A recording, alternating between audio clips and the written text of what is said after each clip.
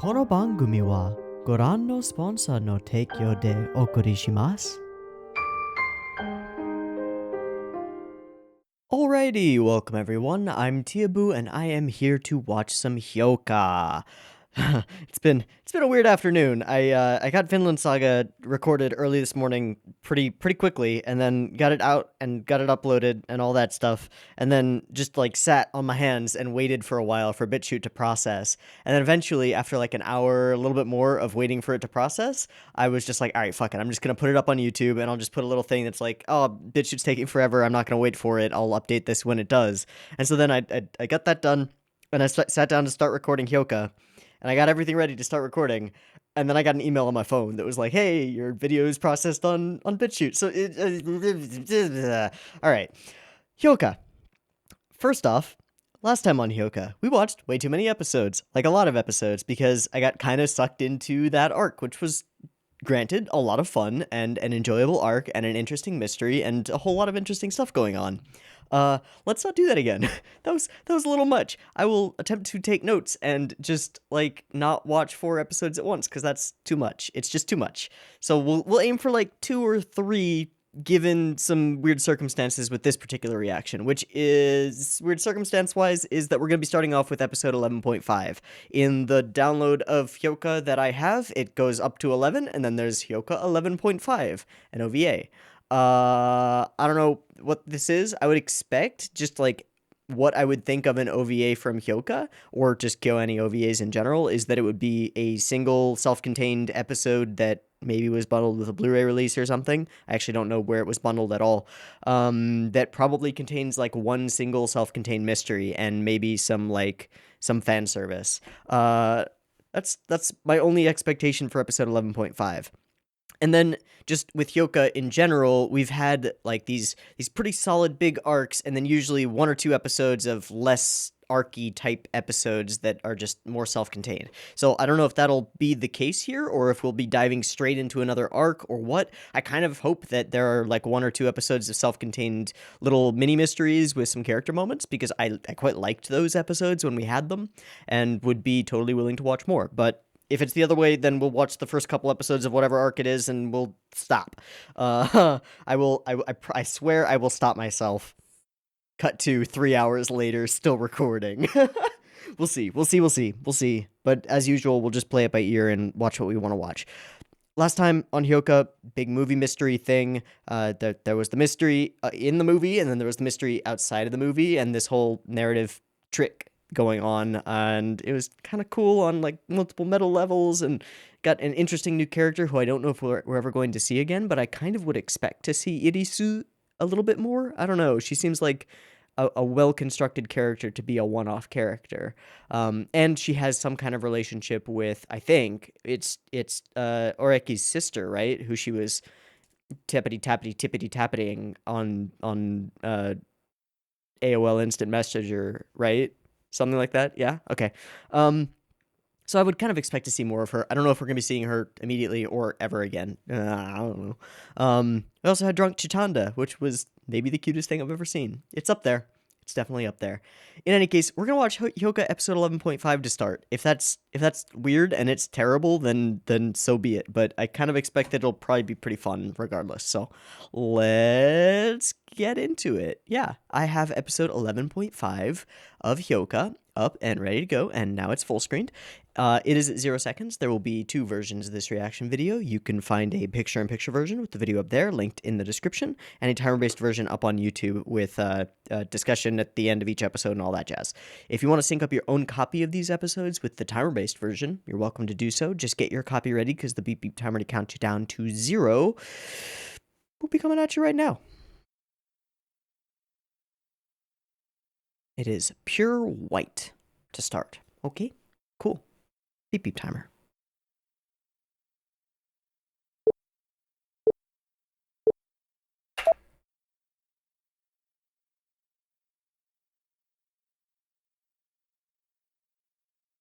Summer. Hot.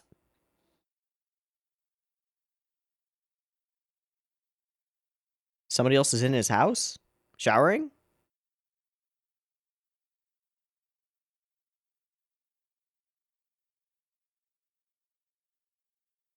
Is that his sister? Is she back? Yep, yeah, look, probably. Passport, some doodads and thingamajiggies.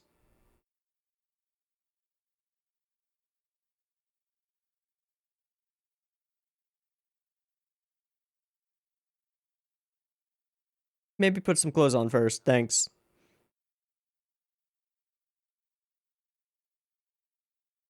So she's back. Interesting, I want to know a lot more about her.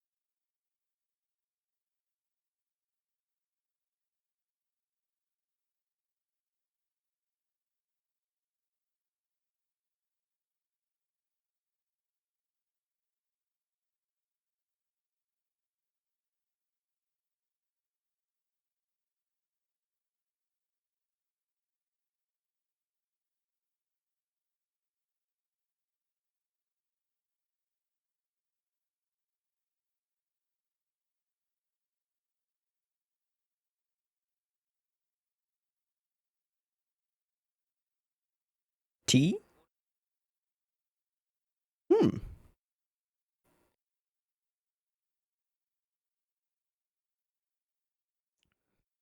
What is it supposed to be? A blowgun? A flute? A pipe? A random totem thing? Ah, not much hullabaloo about her being back. Seems like it would be. That makes sense. I've been there. We have still kind of, like, mostly avoided showing her face. Oh? Nice.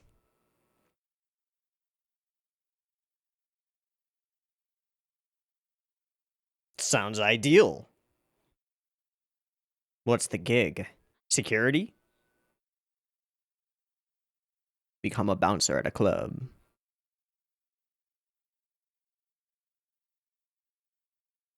Hmm. Lifeguard? Don't you have to get a certification to be a lifeguard? Oh.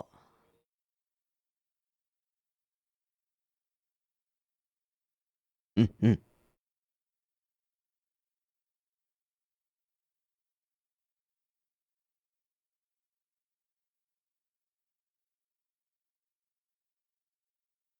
Mm.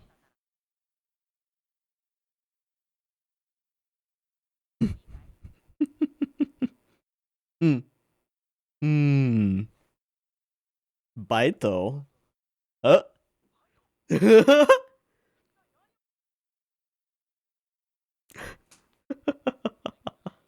Oh, it is a lifeguard. Or but substitute lifeguard. Still, you'd need a certification. For sure. Like you need two certifications. You need a CPR certification, and I don't know how it works in Japan. That's fine.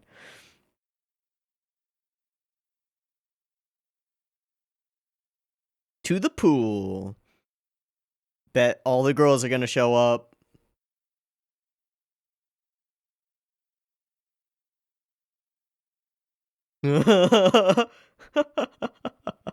Shit.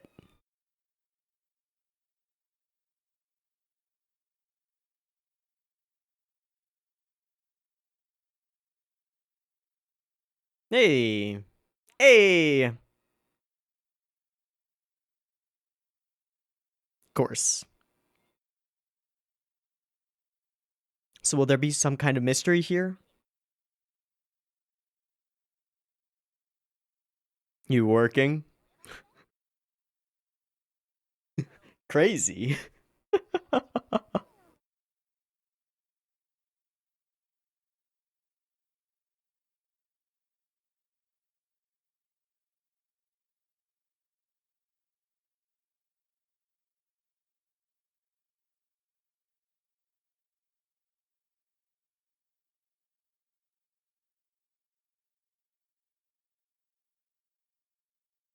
Eh. Hmm. Smash cut to having to deal with them. That was a big ice cream cone for a very small person.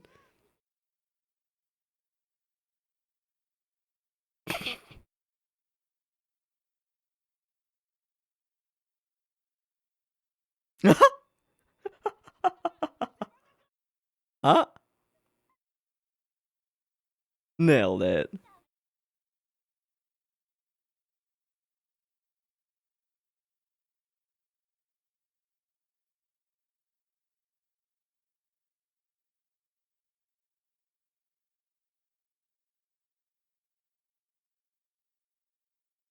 Depth of field again.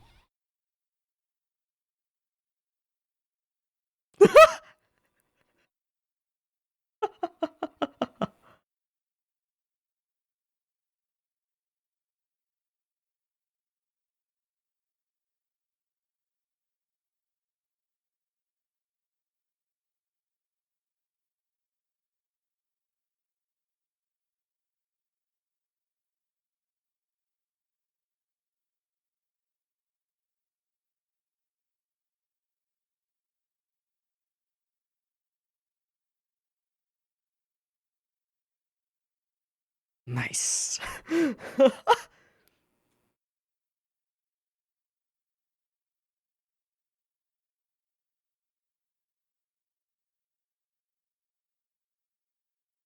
Mm-hmm.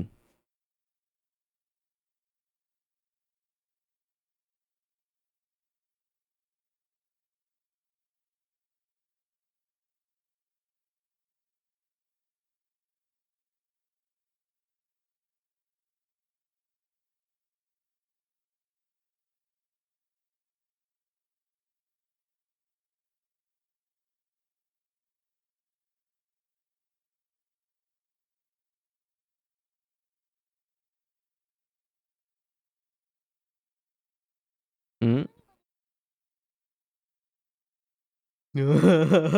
Yeah. It's just the truth.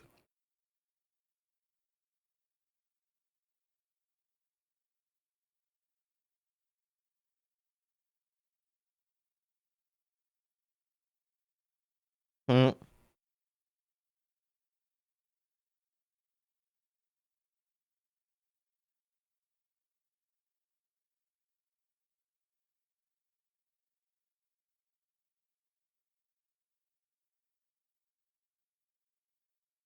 Mm.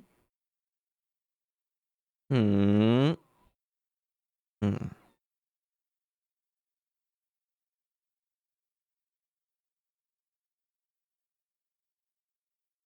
Drop us ice cream.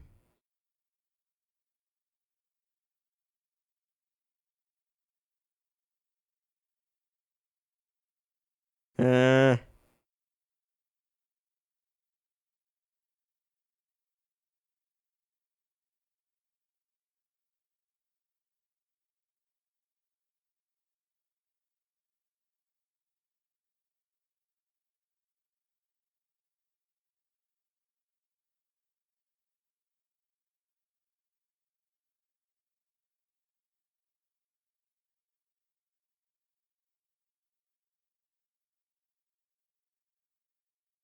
Mm.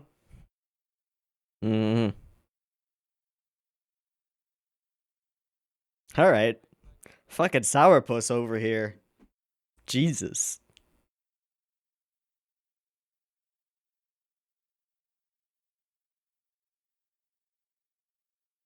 Back to that question. You wish. You're a pretty weird one.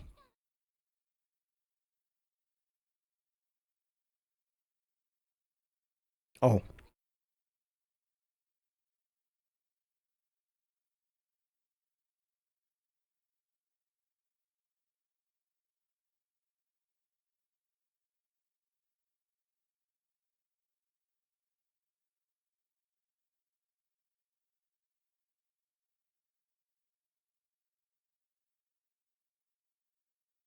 Hmm.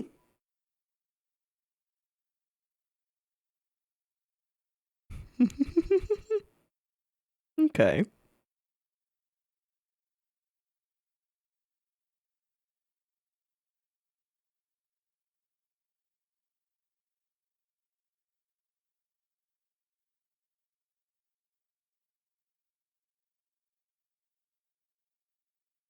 Oh.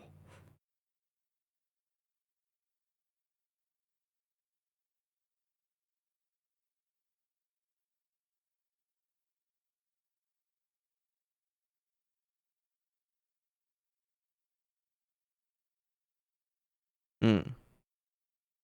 Mystery music. Will there be one? I don't think there will. I mean, we're probably like halfway through, right? Yep, almost exactly. Maybe there could be.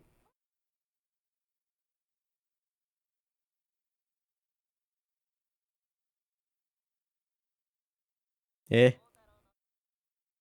Okay, I guess. I mean, there is. Yeah, with the kiddo.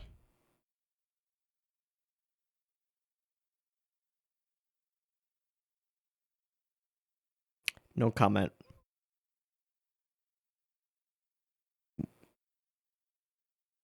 She was holding a kid, right? And we saw the ice cream. It was ice cream, right?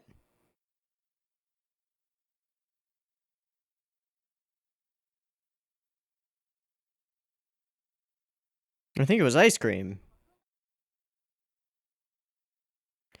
That's true.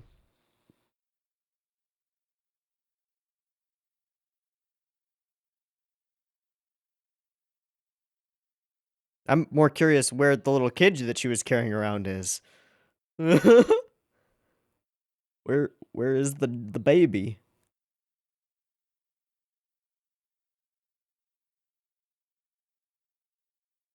Oh right, she's got the asshole husbando. Yeah. Yeah.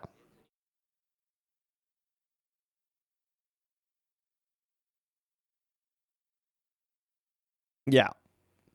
I wouldn't. Yeah. Just give in now. Yep, say it.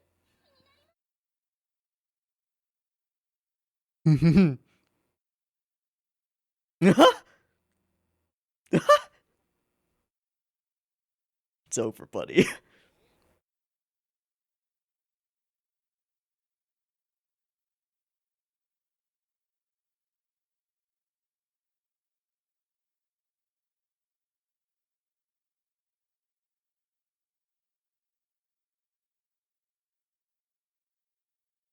Face up against the glass.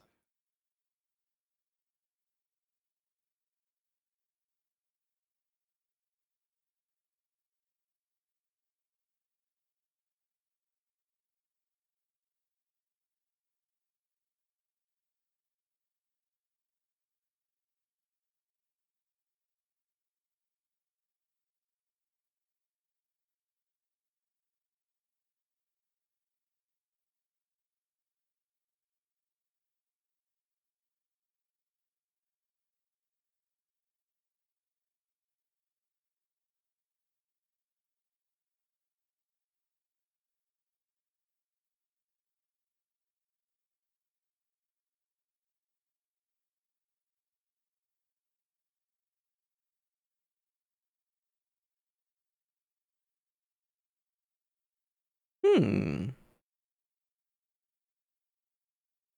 Okay.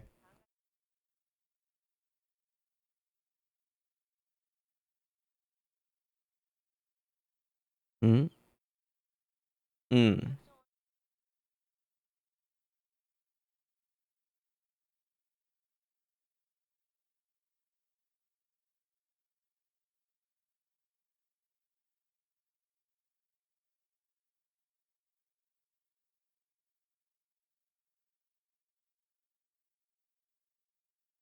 Alright, this is a cool scene. Oh! A little something.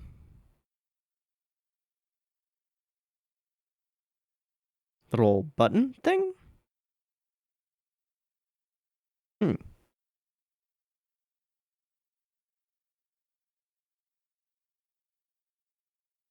For a second there, I thought it was just floating face down.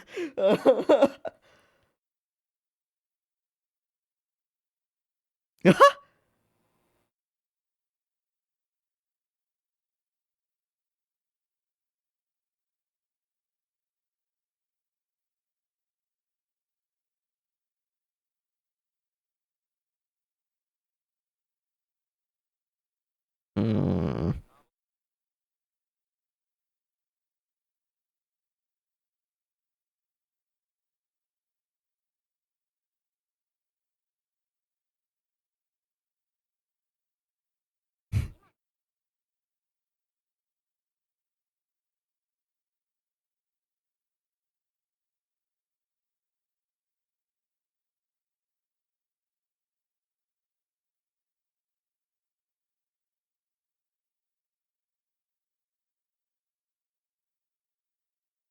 Thanks, Mayaka.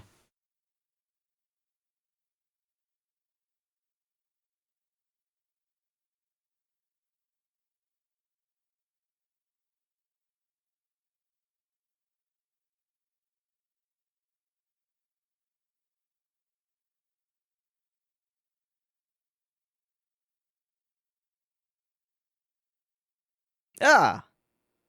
Got him another ice cream.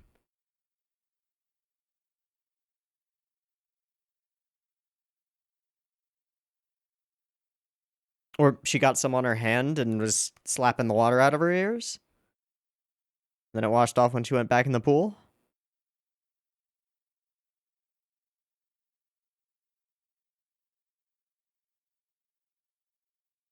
No, she said she saw something white, right? Right.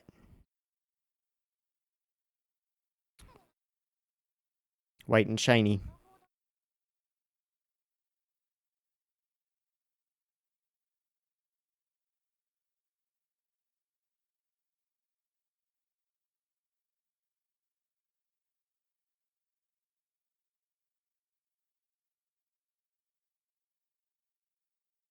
Oh, true.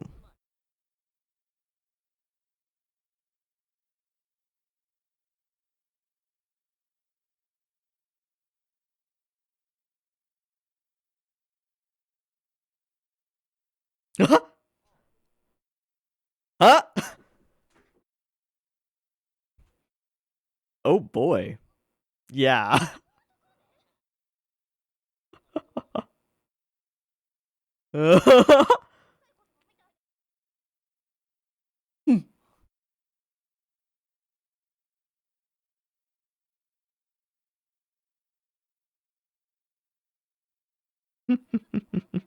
Mm-hmm.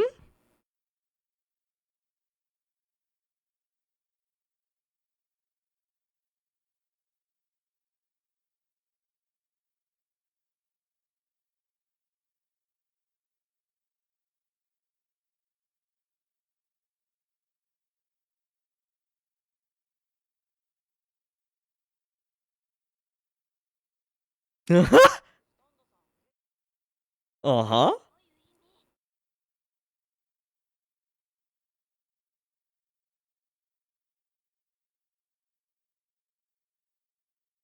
Um, and if you're doing that, then it's an ice cream cone.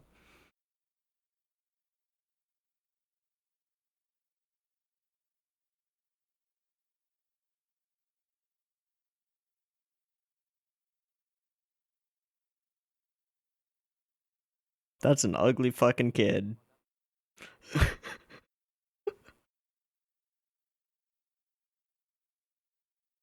Hmm.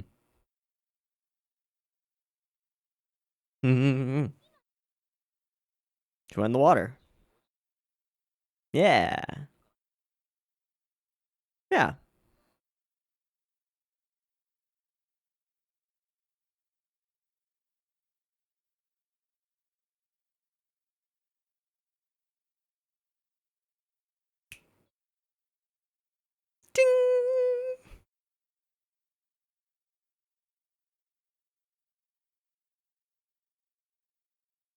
She's just being honest. It is kind of amazing.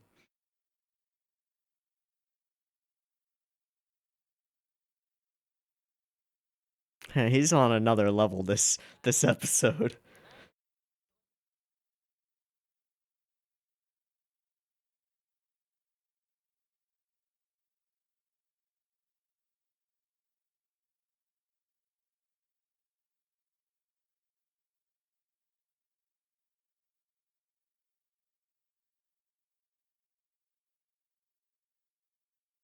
Hmm.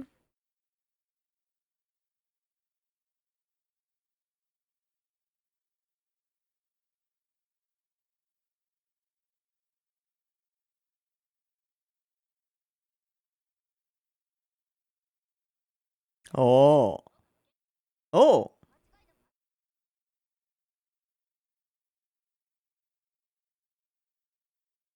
Not at all. You haven't touched it, have you? Yeah.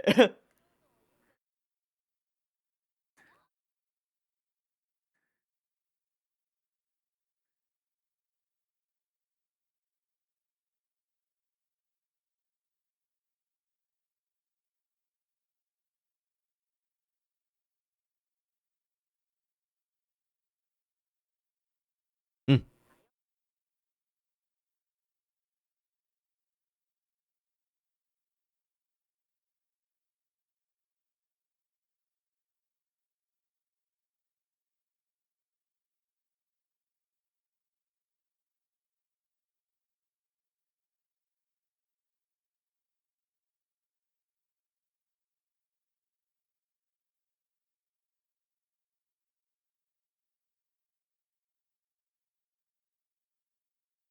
Things being a pain might not be the worst thing in the world. Yeah.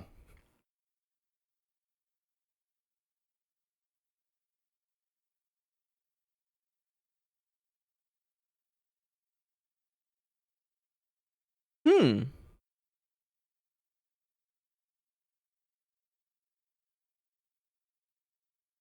Hmm.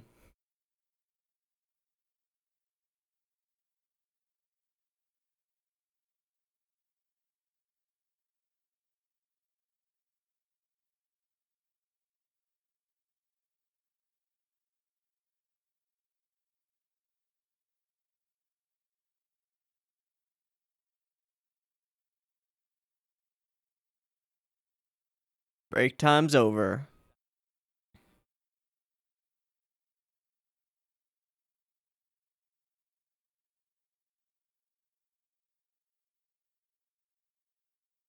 Hmm.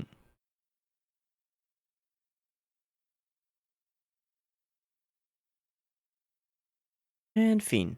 Yes? Yes. Wonder if there's a preview at the end? Probably not, because it's an OVA. Eh.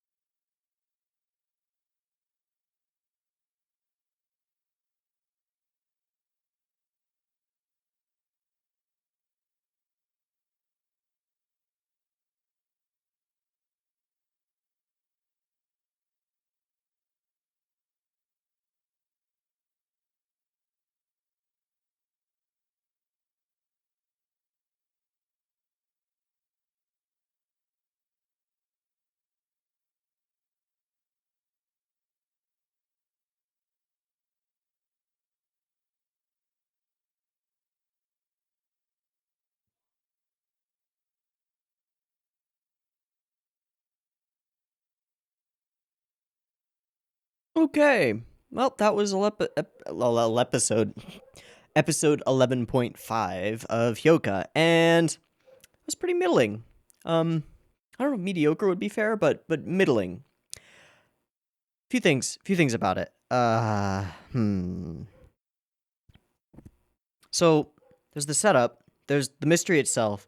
There are these character interactions and callback lines that don't actually like progress anywhere, and there's just like the general direction and stuff. And I'll put down general direction, and then separate from that we'll put quotes and then fan service. So now that I've seen it, I'm actually gonna Google it really quickly because I'm curious where this was packaged or bundled. Hyouka 11.5. That's all I'm Googling. Hyouka OVA. Oh, there, it's on the wiki. Okay. Script by Yasuhiro Takemoto. Yeah. I think he did the rest of the script, right? No, director and episode director. Okay. Okay. That reads as correct to me. Bundled with the third volume of the Hyouka manga. Interesting. Okay. I didn't realize that there was a Hyouka manga. Okay. Fine. Cool. What should be had? Okay. I just wanted to know where it was bundled and if it came up, who wrote it. So the first thing that's pretty, I think pretty obvious is that this isn't original material, because it doesn't fit the style of writing. It doesn't have the same flow to it as the rest of the series. Most of the things that matter in this episode, in terms of like a dialogue perspective, are lines that call back to things that we already know about these characters. Satoshi asking him, like, is this something that you have to do? Chitanda telling him that he is special, coming right off of the conversations that he had previously with Satoshi about being special and the nature of it. None of it has any meat to it. It's just fluff, and that's kind of sad.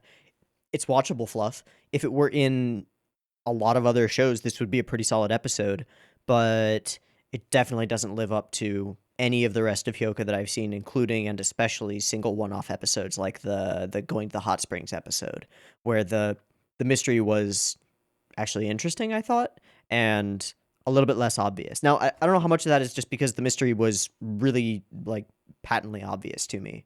As soon as it was mentioned that there was white stuff on the ear, it was like, it's ice cream. She had a little baby, and she was asking if the baby wanted more or another one. Kid dropped an ice cream, right? Okay, it's cliche ridden. It's fine. Not the worst thing it could be. Second thing is that the general direction lacks a flair to it that the rest of Hyouka has, and I don't know exactly where this is, but a whole bunch of this episode feels flat in comparison to the generally very lively and like intriguing direction in the rest of the series. There isn't anything that they're really going for here. It's just to demonstrate the things and stuff. And then so general direction, a distinct lack of interesting angles and shots. Just sort of like the flattest that it has been. I think this is the cut where they all get up, right? I do want to see if this one, like some of the other ones, is like intercut.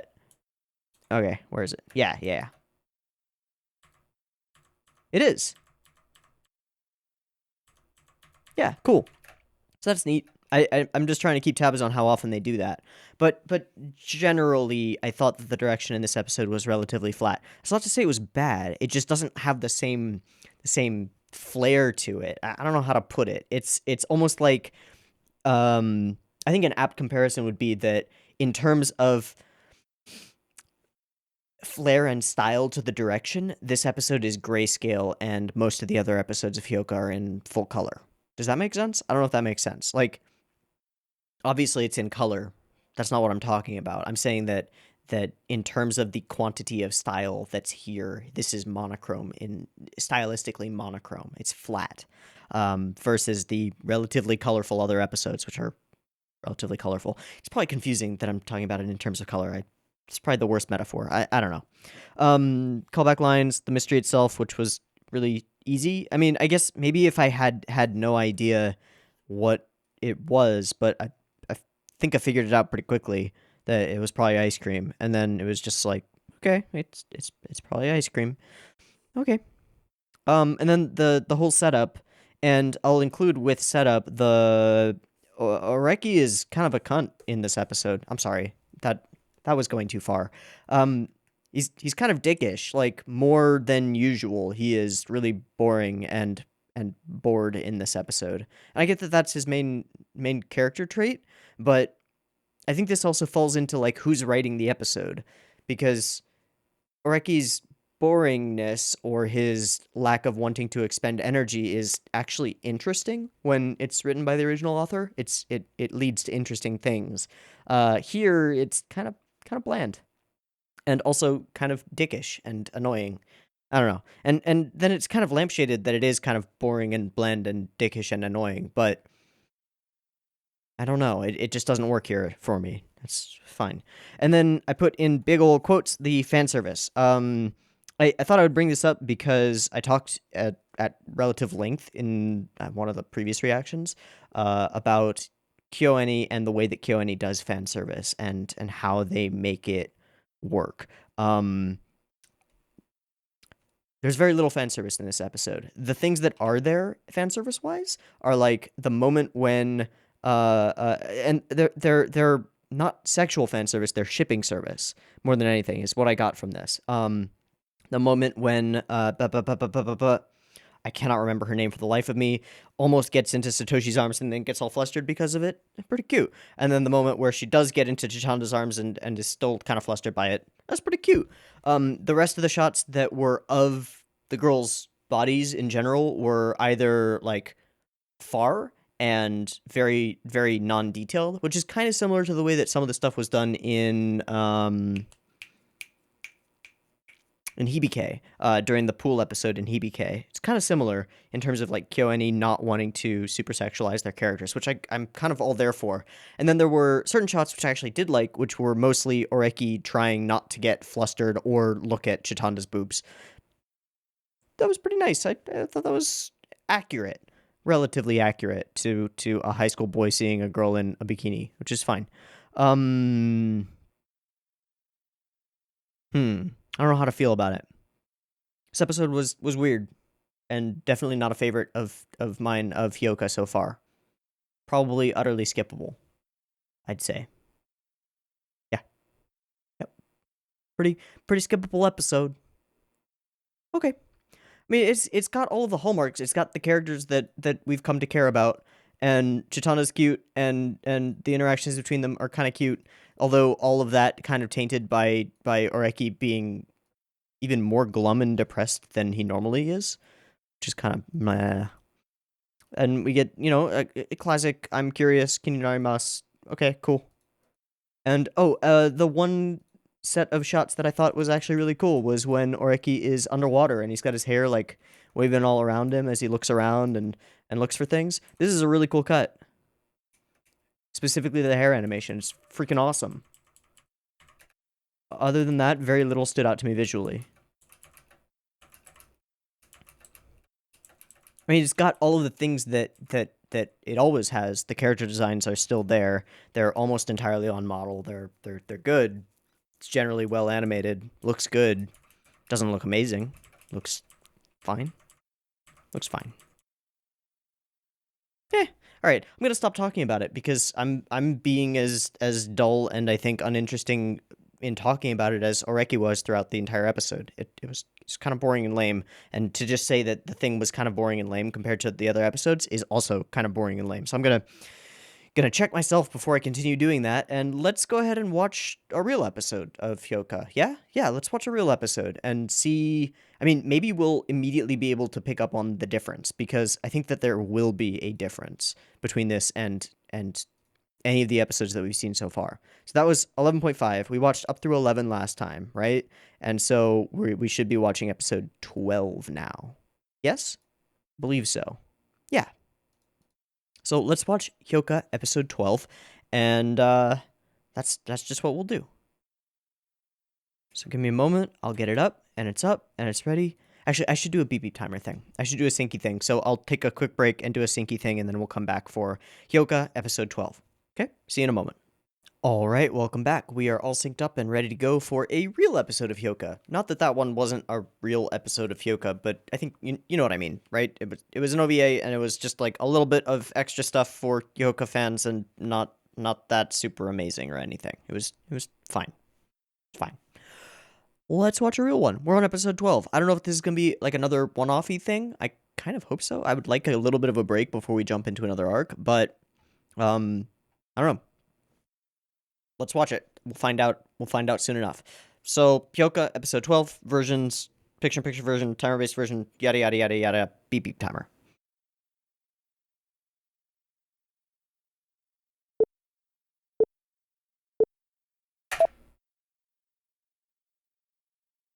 Okay. Who dat? Is that Chitanda?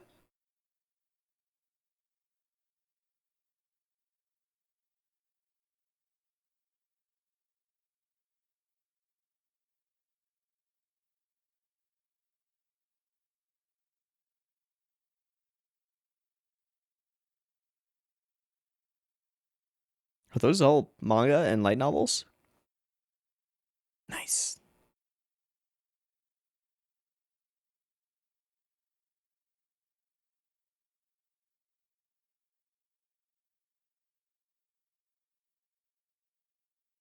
Today's the day. Okay, tomorrow's what day? Oh. Hmm. The festival? Looked like a like booth map. Yeah, Kanya festival.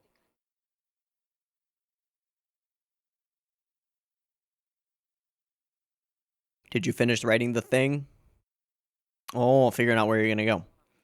All these weird bags and stuff in his room. Cool. Mm. Yeah, that sounds like fun.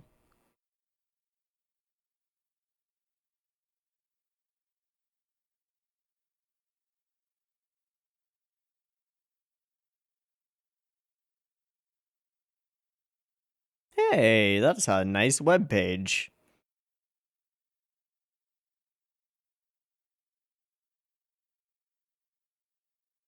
Mm-hmm. Tomorrow's the day.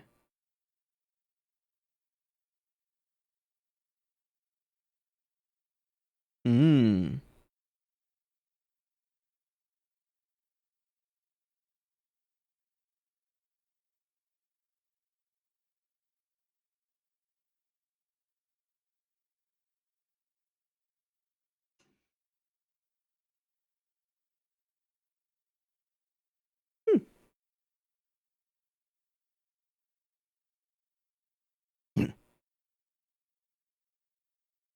Oh, there's a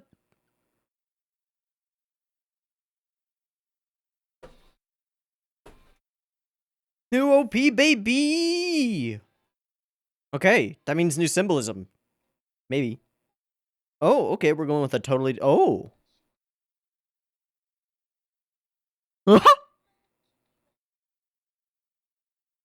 Stuck on the outside, looking in, eh?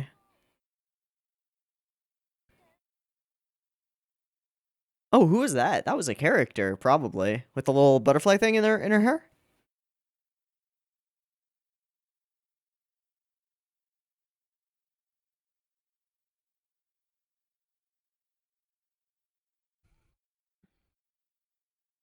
Stuck in reflection world. Reminds me of the Crystal Palace one shot. Oh wow. Through all the illusions. And will he be pulled out by her? Yeah. Perfect. Out of your life as an observer. That was great. Okay. Oh, practically piled to the ceiling? Something like that? Always.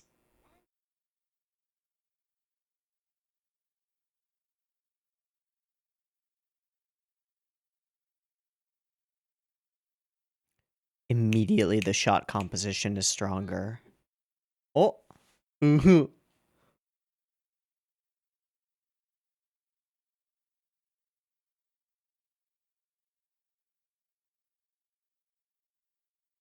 Thanks, sis.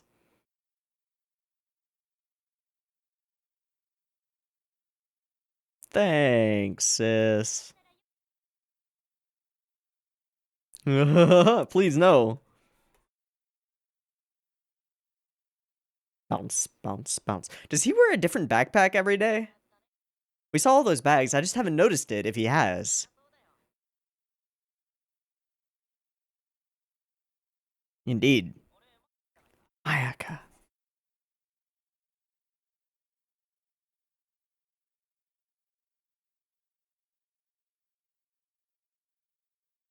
Kendo. Oh, yeah. Oh, he probably makes all of his own bags, doesn't he? Hmm. Whoa, you seem different. You alright?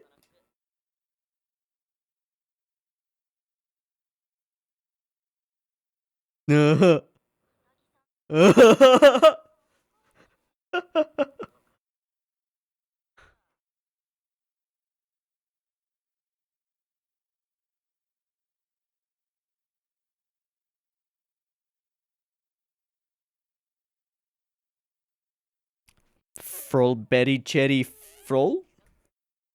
Is that... I wonder if that's a real thing. Ooh.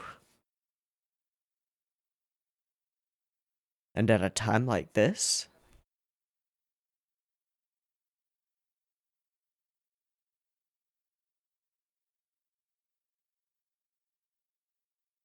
Hmm.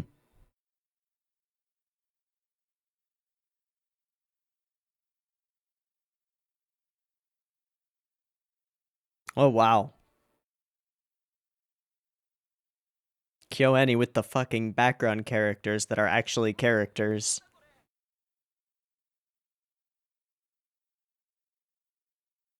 I hate it. Yeah.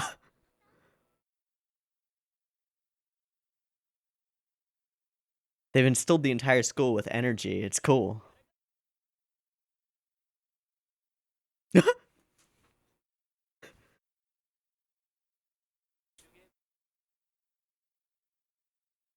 Hi.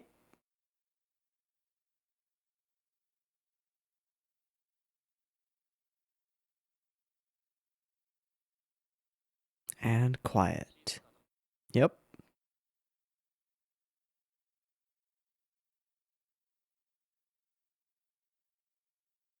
Mm. Can't have that.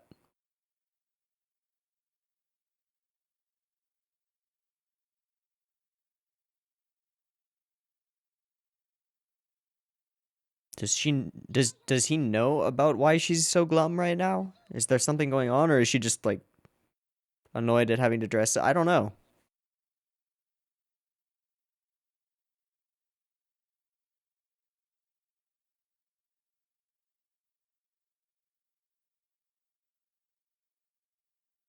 I really like that line.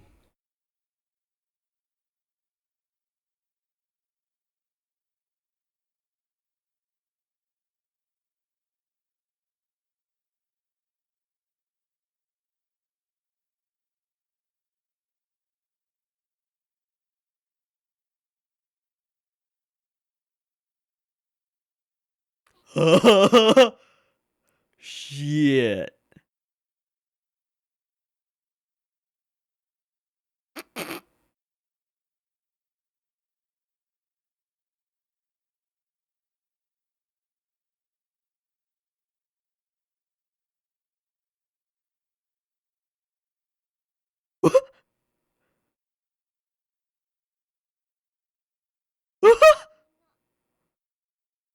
Toste? Oh. Does he have like electronics things on his head? Lights? I see. Yeah.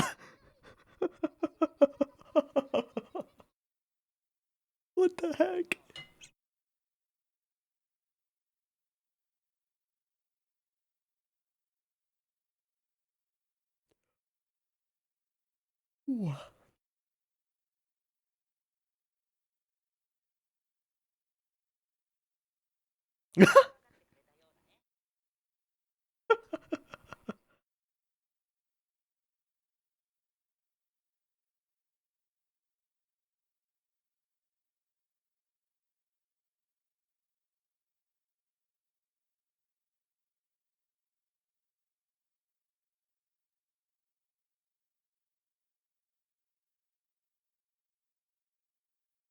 Hmm.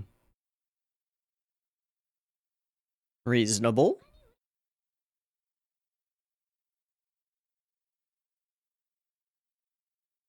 Well, food is always a good way.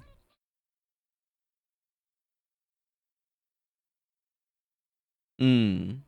Yeah, all this space is probably spoken for.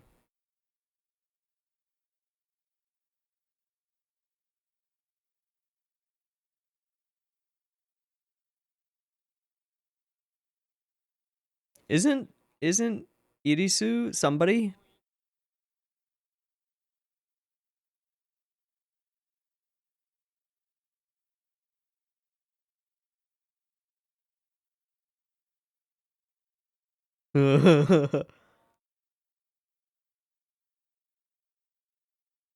My trick?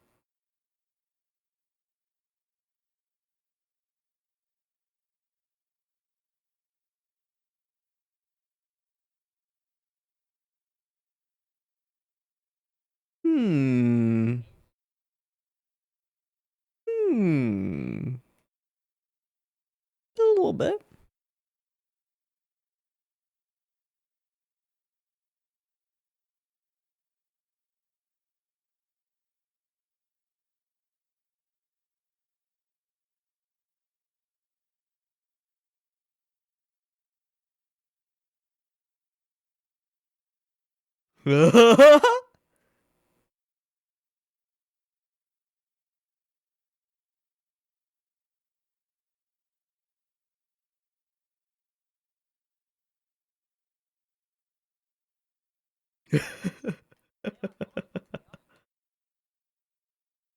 Batteries.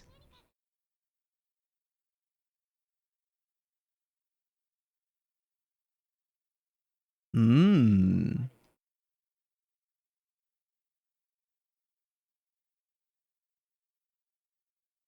Whoa.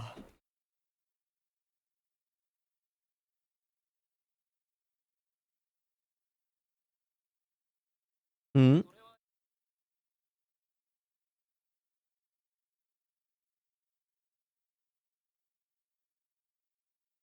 And you will.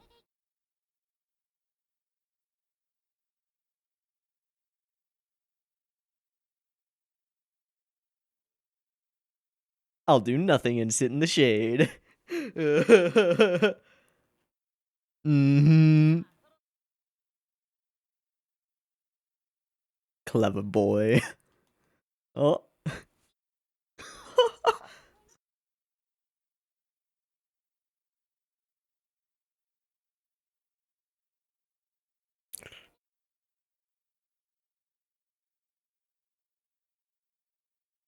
uh.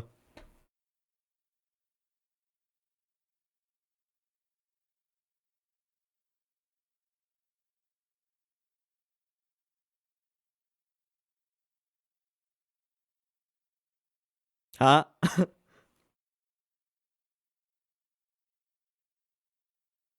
Is that the guy with the red eyes from the OP? Yep.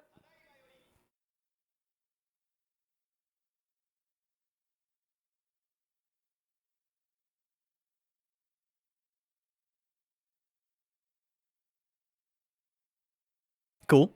Cool, cool.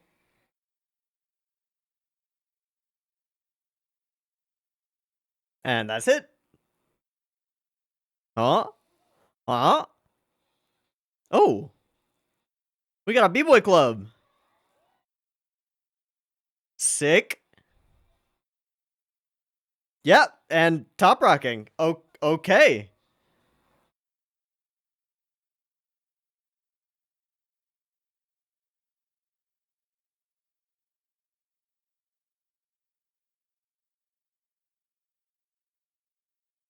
Ah. Ah.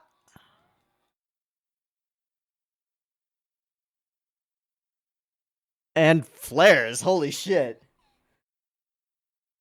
He's spinning. Yes, he is.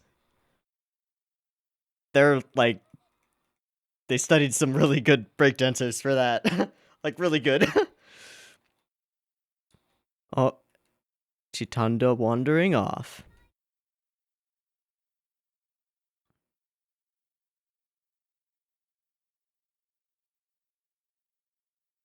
Eh? And distracted immediately. Huh.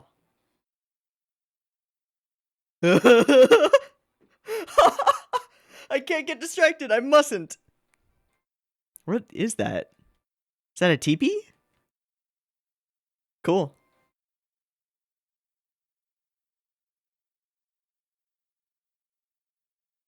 That's Karuta?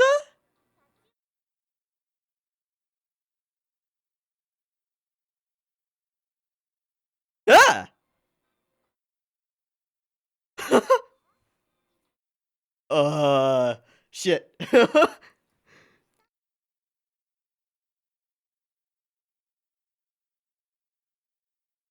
Cut to, oh no.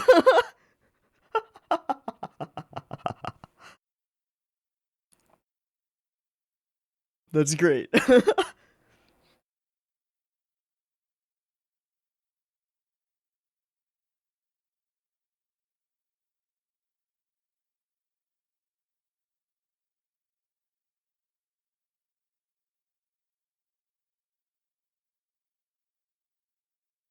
Hmm.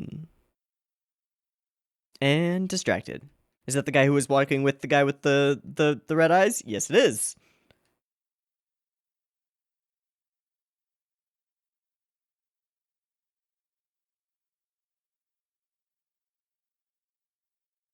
Speaking. Hmm.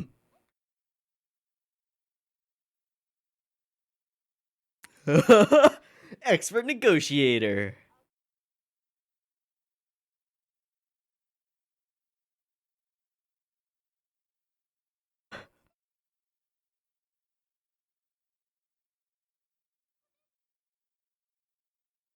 Eh? Yeah.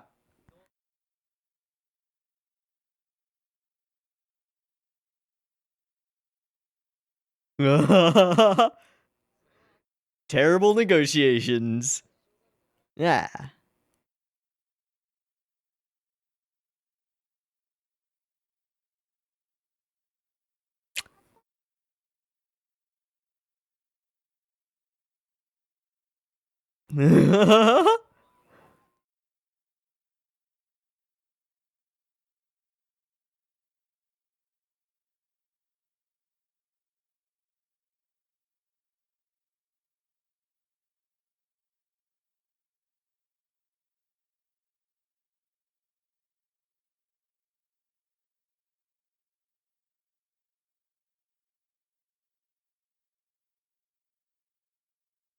Ooh. There's an idea.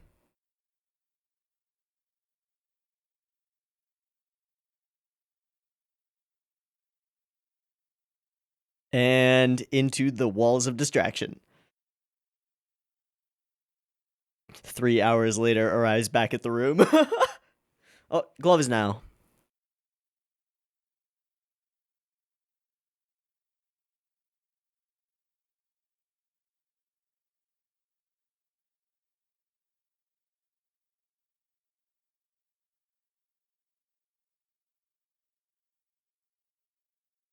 Hmm.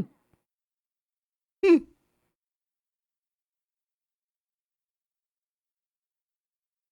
Yeah, what is she? I mean, I see the Hatsune Miku.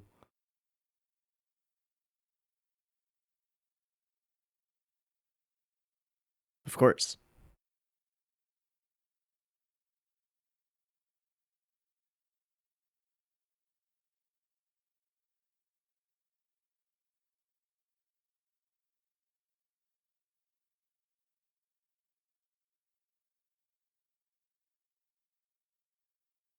Y'all suck.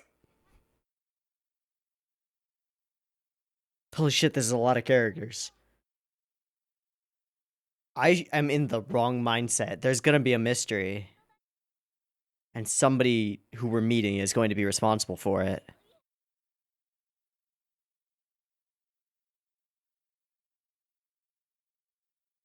I got lulled into false sense of security. I need to be watching everybody like a hawk. Hmm.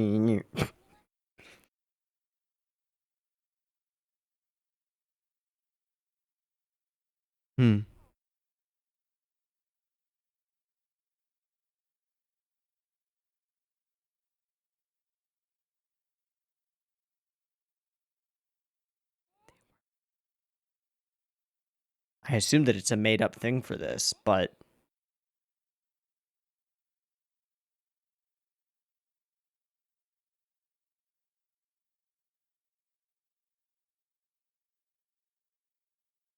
And left out.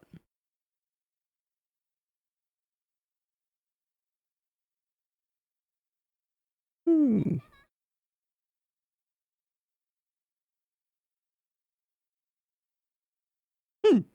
And nobody. Nice.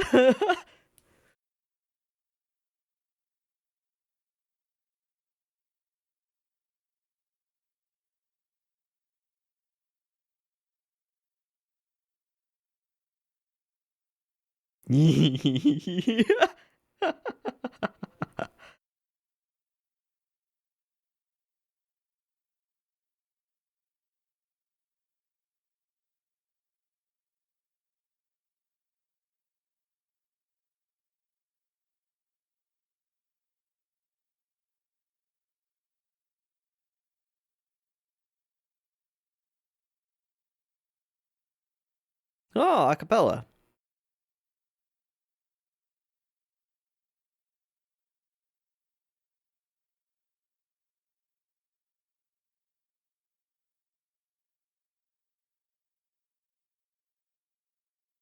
Hmm.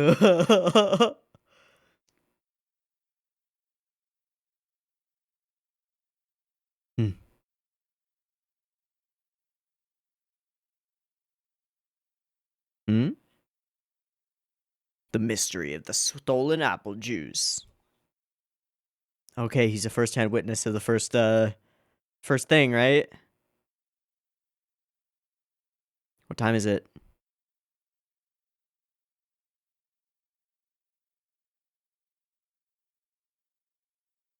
Oh, hi.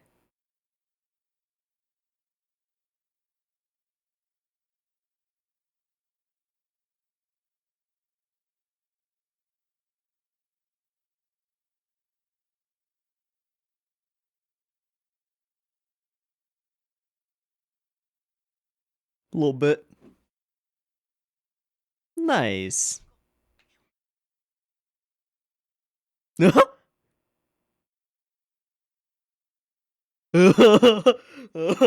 Don't do it, buddy. That's awful. Hmm? Hmm?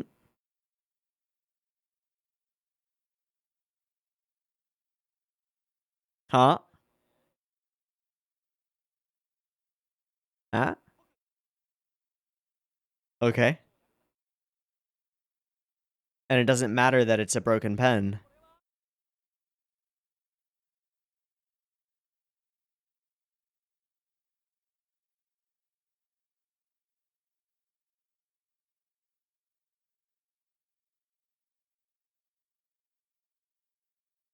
Oh, that I want to see.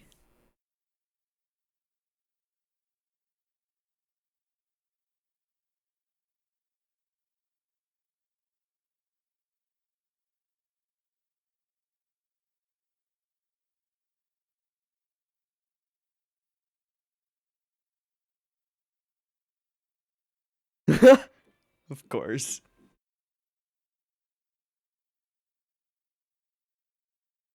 Hmm?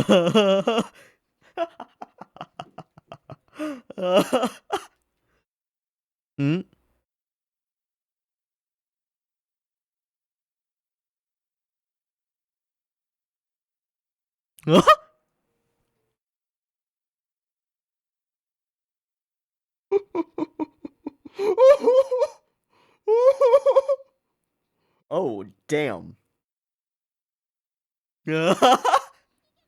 Again and again.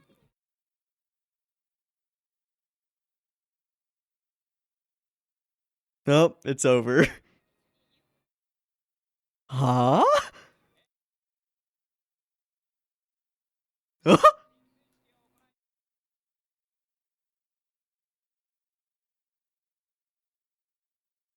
It's the second time we've heard that one.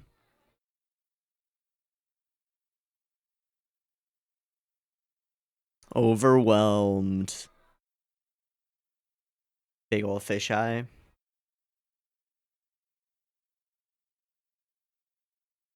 Called blinders. They're called blinders. You can buy them for horses. Okay, new ED. Oh. Oh. Oh. Ah. Sherlock and Watson.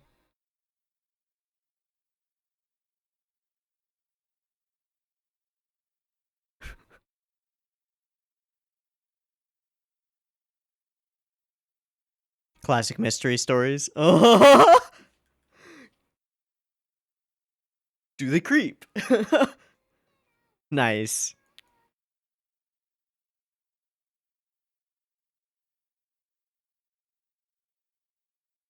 And chained together, yeah. Oh! Hey!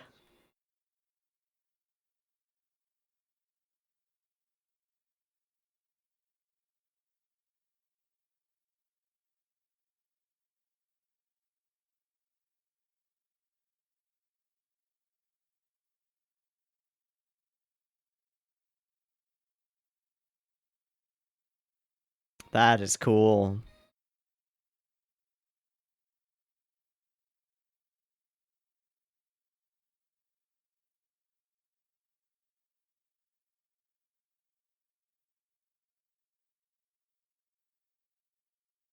Cold cases.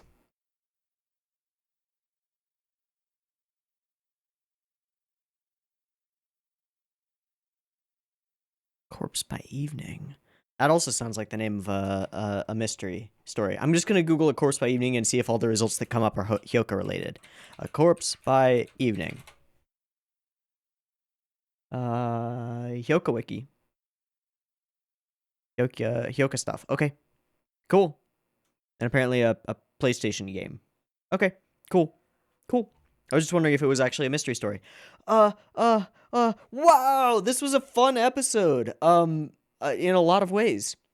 One is just like it was vibrant and lively, and the way that they've made this school come to life is fantastic because we've been very limited in our view of the school and who is there. And I think that kind of parallels in a way, and I don't know how intentional it is, but that parallels the way that a lot of us go through school. Like, you see your class, and if you're in a club, you see the people in your club, and you don't really get a feel for what everybody else is doing all the time.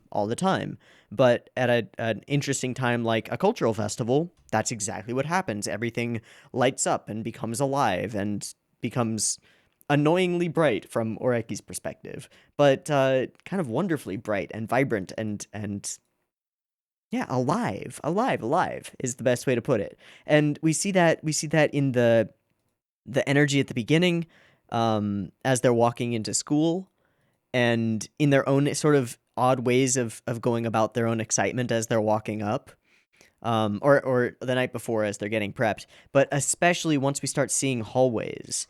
And this is something that KyoAni does so well, and they do it so well in K-On! Like all the time, and a bit in Hibike, but just having the place feel alive and throwing all of these background characters, all of whom have unique designs and unique characteristics and look like they're a real school's worth of people. That feeling is ever present in this episode, and I kind of love it.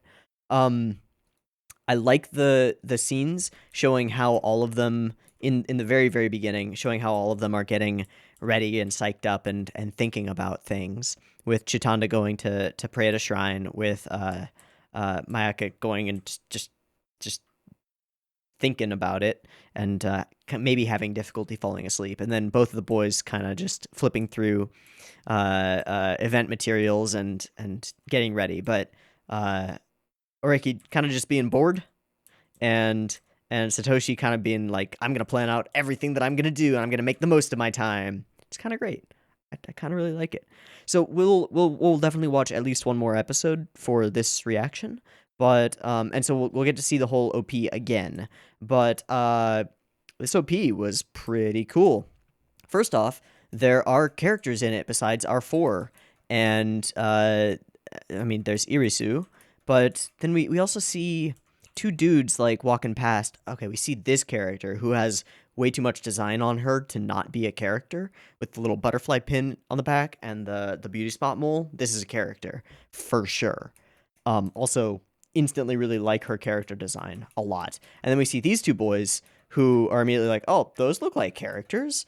They've got colored irises and stuff. And immediately we see red irised guy up on stage announcing things. So he's got some kind of position of authority of some kind. And we meet this guy, the guy with the green eyes and glasses, who is the president of the thing, right? He's president of the executive committee or something. That's cool. And then there is, of course, the entire like motif trope thing that's going on in just throughout the OP, which is putting Oreki in not the shadows, but in reflections, right? So he's still there, and then he's just moving around. But it creates this feeling of like being an outsider, being cut off and behind glass through which he can observe, but he can never really interact. He can never actually have an impact on the events occurring, but he can see everything that's going on in the school. So it kind of mirrors his sort of a detective mentality. And then, of course, there's the moment at the very end where they all turn and notice him, and he is surprised by this. You noticed me? And then Chitanda reaches into the glass and pulls him out, literally pulling him out of himself, out of his bystander wallflower mentality. It's simple, but I think really effective and kind of perfect. And then it was all a dreamy meme, and they all mess with him, and it's kind of wonderfully goofy. And he looks back at himself in the reflection. And then a shot of Hyouka itself. It's all cool all around. I really like it. It's also a crazy way of playing with reflections. And certain of the scenes are interesting because it's almost as though he's just walking outside. But no, we can see that he's semi-transparent. He's in the glass itself. Watching everybody go. Watching. And traveling all around the town. But existing in this other world.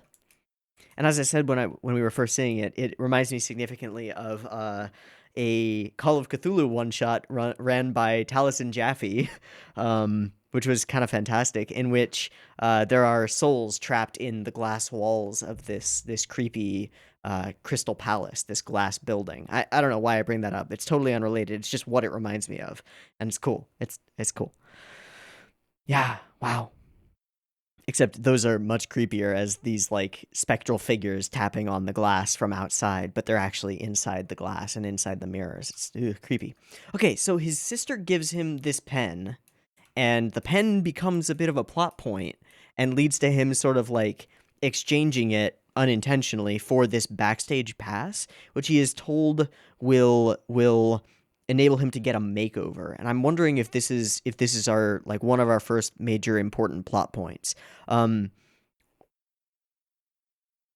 don't have any kind of an incident at the moment, but we do have apple juice going missing. I know that seems like weird to hone in on that, but it was the first and only thing that was a little bit off or a little bit weird about this episode, were the getting a backstage pass to get a makeover and this like guy who lost his apple juice. Like somebody stole his apple juice. I doubt that this arc is about the apple juice, but it could be the first in like a line of things going weird.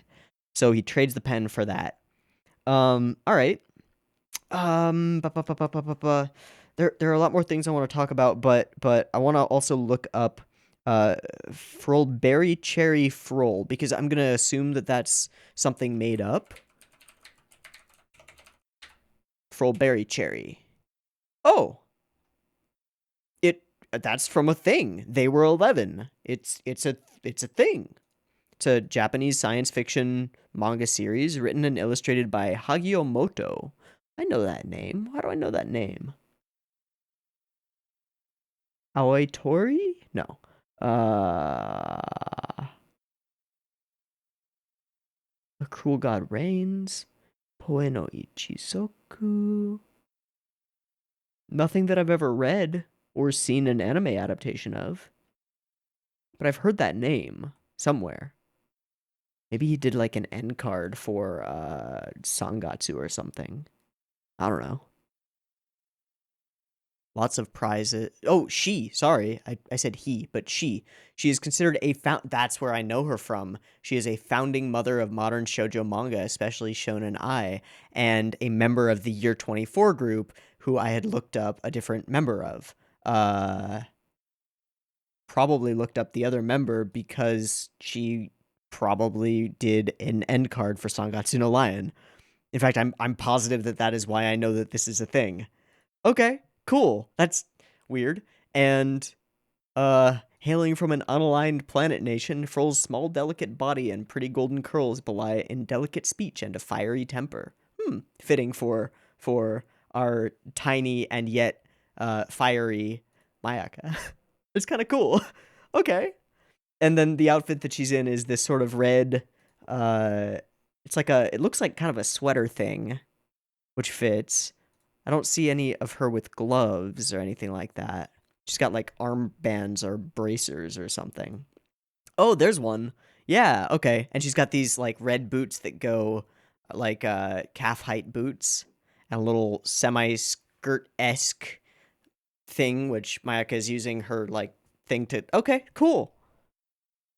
Cool. That's a thing.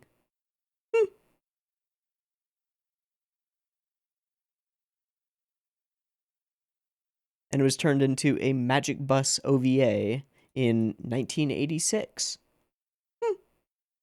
I'm really glad that I looked it up because I would have had no idea otherwise. It's a real deal. Now I also didn't get all of the cosplays that were in her manga club stuff, but okay, fine. Now the very first thing that I noticed about this episode, starting as soon as we cut to Oreki the moment or the morning before or the morning of. So we get the OP, and then it's immediately here. Compared to the OVA that we just watched, instantly the shot composition is far more exciting and interesting. Starting with this shot walking down the stairs, a difficult one where he is moving out of depth of field. Sis in the background, again, we are doing a lot to not show her face, but there's a lot more movement, a lot more interesting compositions, and a lot more like not framing characters flat straight on, which was ever present in the OVA. We frame a lot of characters partially. There's a scene in particular that I think of where Mayaka is sitting amongst them, and we frame her from the like nose up and not her mouth as she's reacting to things, and it adds a little bit of like visual mystery as to what she's thinking. Even shots like this one where it's from below a bit are a little bit more exciting and lively than a more flat straight on shot would be. Just this versus this. Yeah. There's immediately something going on with Mayaka. She's a little bit grumpy at the beginning, and okay, fine. Don't really understand why, but that's okay. And then this shot is directly from Satoshi's perspective as he's, or is it from Oreki's perspective as, no, it's from Satoshi's as he's walking right next to her. Yeah. Lots of interesting stuff. And then we enter into Lively Town, where immediately there is this girl just like bounding down the hall in front of us. All of these little elements going on, all of these different conversations that we can imagine happening, people setting up individual things and getting ready and doing stuff, lots of movement, lots of stuff happening, bright colors, bright signs and posters and art displays and stuff. Shot from below the stairs, classic KyoAni stuff. The way he just like holds his arms up as he's walking up the stairs is kind of goofy and perfect for him. Look at the bounce in his step. Here. Boing, boing. What a goofball. And then we get to the contrast, which is their floor, which is empty. And we have a little conversation about doing our best, where Chitanda says something I really like, which is, we don't know if trying our best will help, but we do know for certain that if we don't try our best, it won't help. If we don't give it our all, we're guaranteed not to succeed, pretty much. Which I quite like and solidly agree with, I think. Also, is that a different tea kettle than they've normally had? I think it is. I don't remember seeing that one. Weird. So, conflict. They have too many copies of their anthology, and they want to sell them all. So they're gonna give it their best to sell them all. And then Goofy Comic Relief with him absolutely smashifying his Saturn as he runs through the door like a fucking idiot. Glorious. Brilliant. So I assume this is something that he has gone ahead and made. Then we have the running gag of like, don't say that while you're dressed like that, which is cute and goofy and nice. Where's that shot of her from? Yeah, here. She actually moves her mouth out of frame, and we hold it there instead of cutting or just shooting from lower. It's cute. Shooting from directly above. Lots of interesting shots. And interesting ways of framing this so that all of the characters' faces can be in frame at the same time. It's kind of cool. Kind of like it. Like it a lot. Oh, and then there was this cut where Satoshi does like a bombastic thing, I think. Yeah, this one.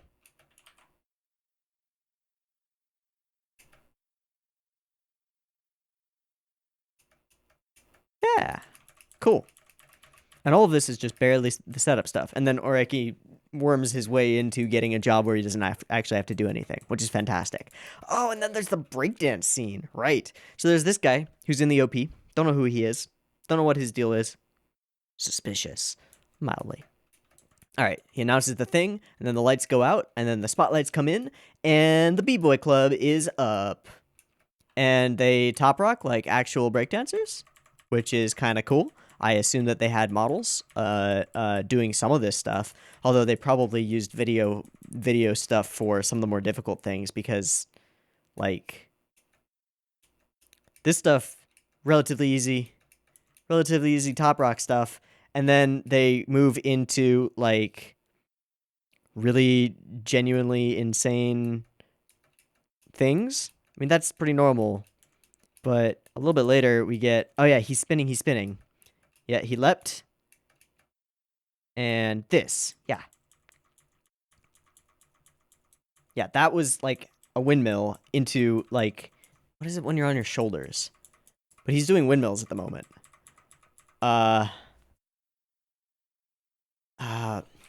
Windmill on shoulders? B-boy.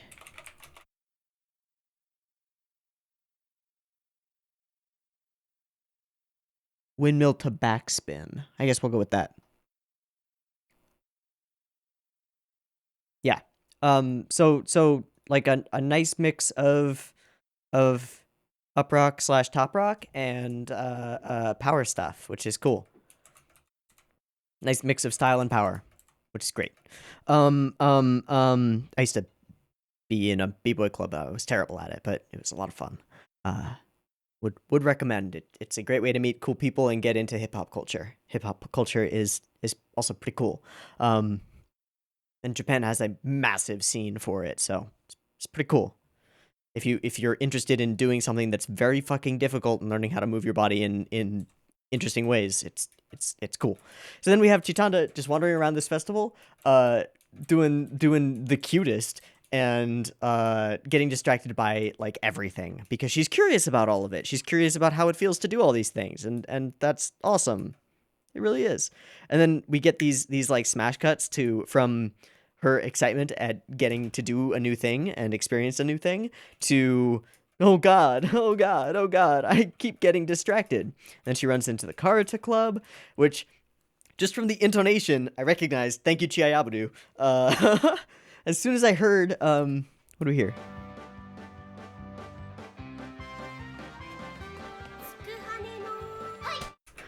Oh yeah, instantly. It's Karata. And then she plays a game and she's really good at it. And then, yeah, again and again and again, and nobody's there. And then she meets this guy, and he is able to help her, and she is the worst negotiator ever. She just starts walking away.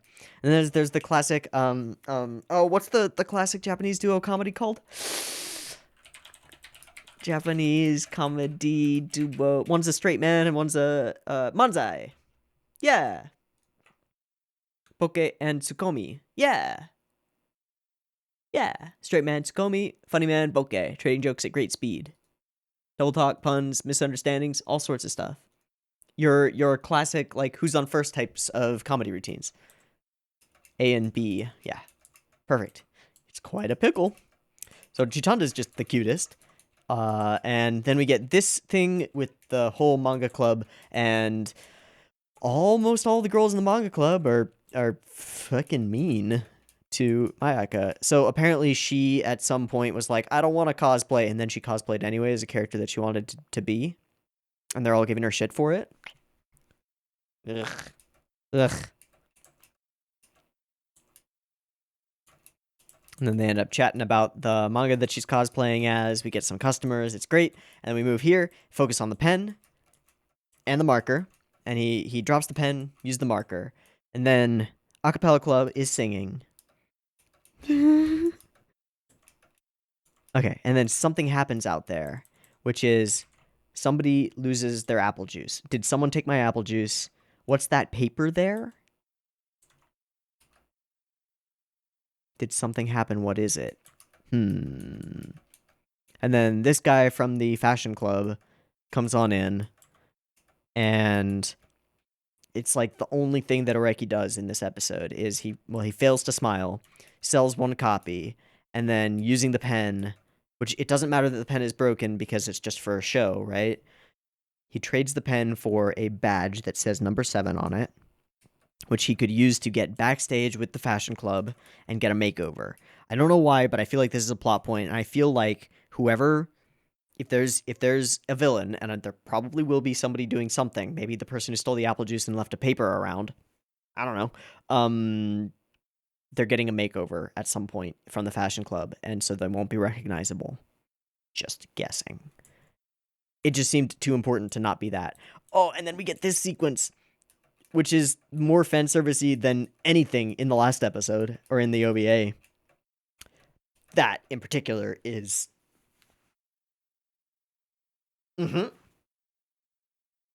Chitanda as a Victorian lady? Yes. All of the yes. Also, this ED, all of the yes.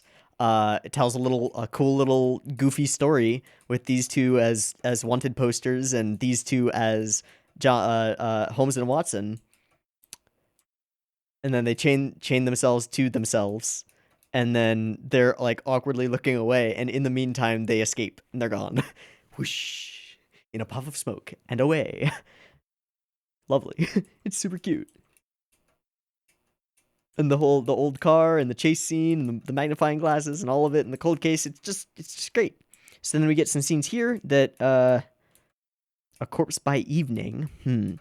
And not much to read into from those, I don't think. But okay.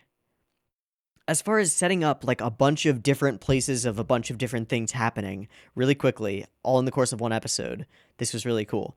The actual flow of the episode is really fast and flows really well, but it also feels a lot longer than it is. Just going back through it, there's so much stuff packed into these 27 minutes that it just keeps going, and not in a bad way. It's kind of cool.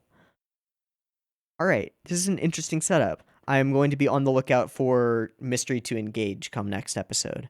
Let's watch the next episode, because I feel like we should do at least 2 real episodes of Hyouka. Yeah? Yeah.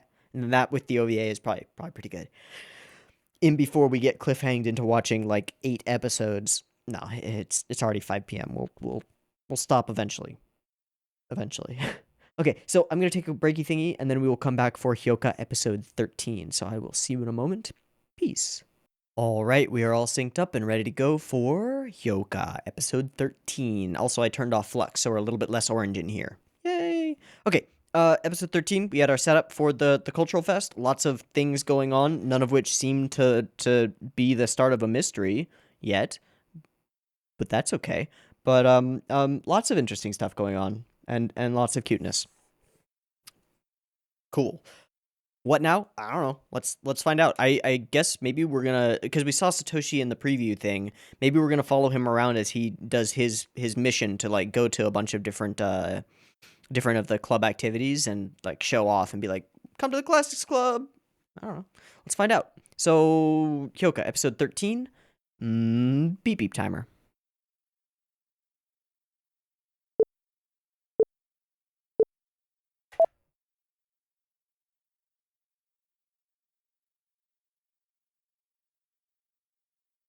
Oh, like Quiz King.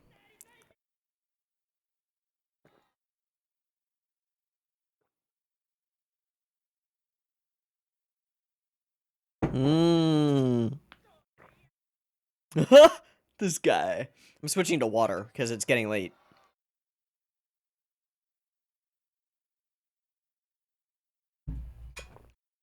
This time I'm gonna try to pay more attention to the lyrics of the OP.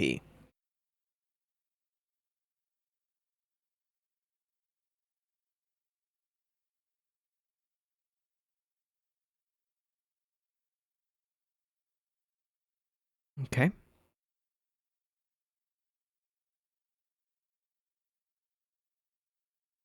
What do you really want to do? She's really cute. So is she. But we know who she is.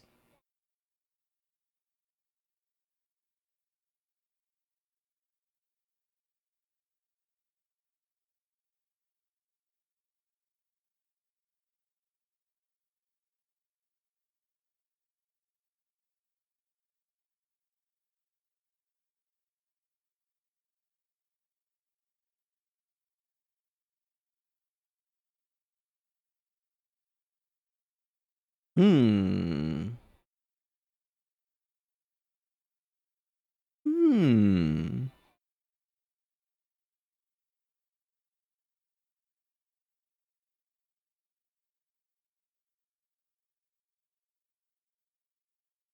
Okay.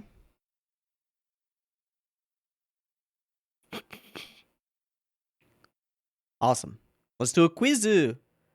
Quiz.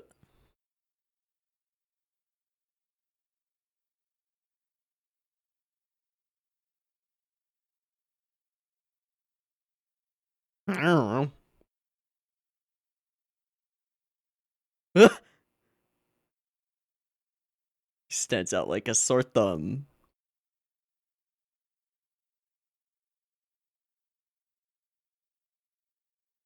I don't know. So into it. Okay, cool. True. Hmm.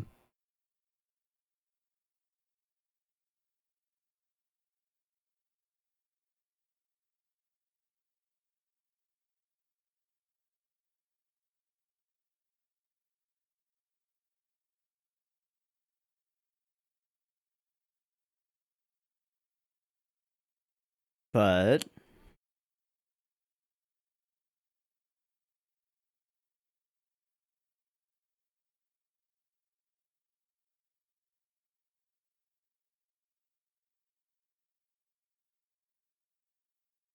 all right, he made it.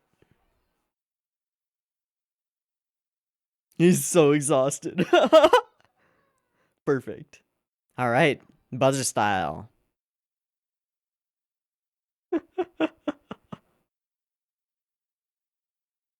You're damn right it is.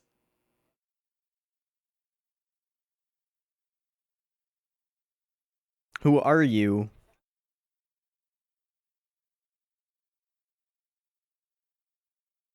Go Club.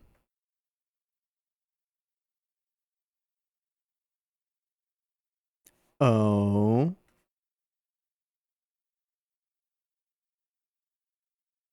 Quiz time.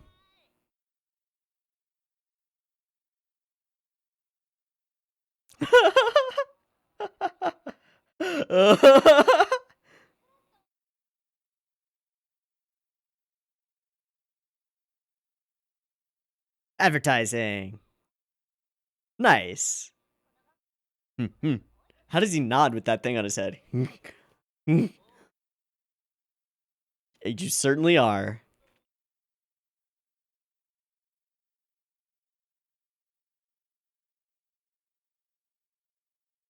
Shit. What if people actually come? Oh no. Indeed.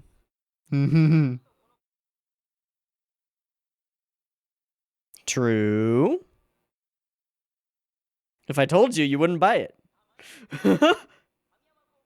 No. No, it's not.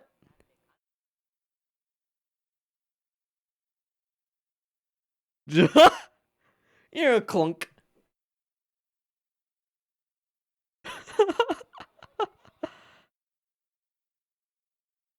If you buy it. Bingo. My man.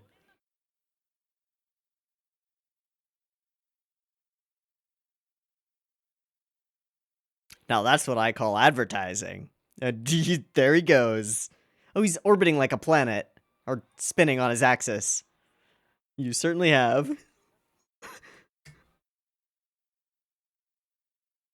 Oh! Hi, Tachanda. Oh, you've gathered even more things.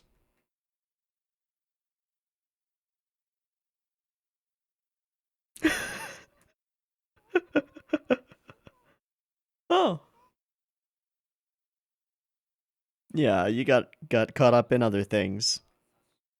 Mm-hmm.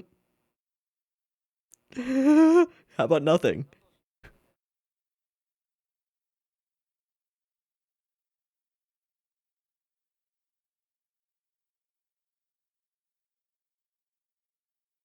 Go guy!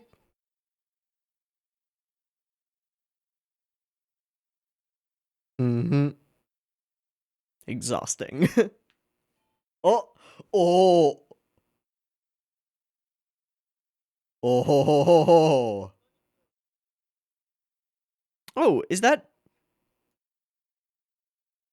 That's not the same guy from the newspaper club that we saw before, is it? Is it?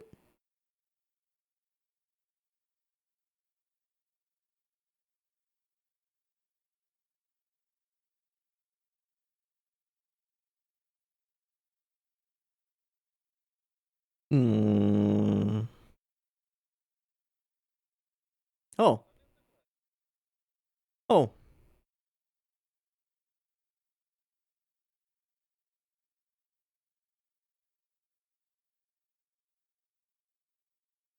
Okay.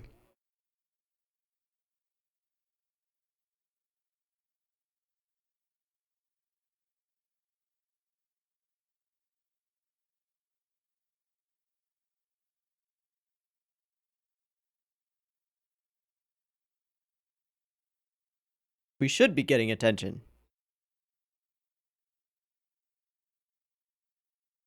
Don't look down on our anthology.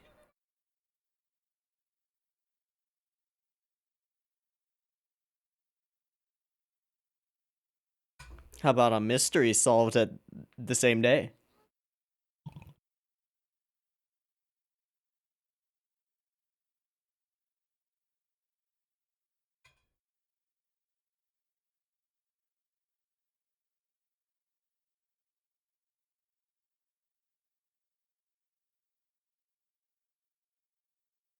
Oh! Character. She doing, like, readings or something?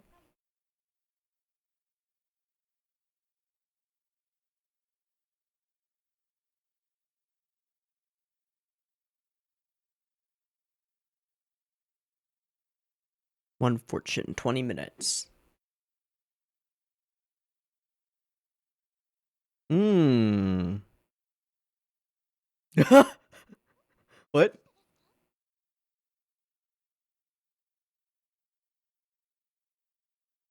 Hmm?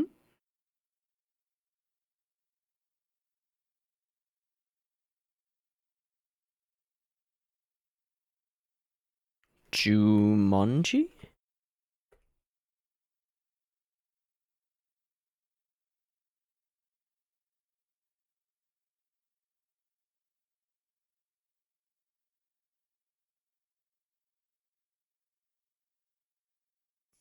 Family name.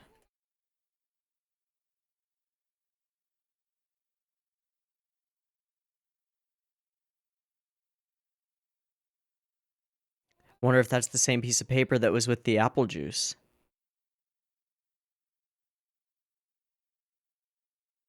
Okay.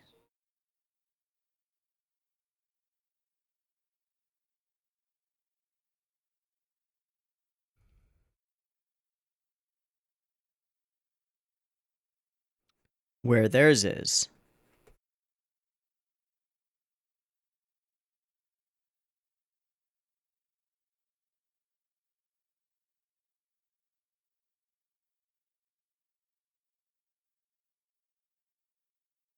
Okay, we gotta find out about the apple juice.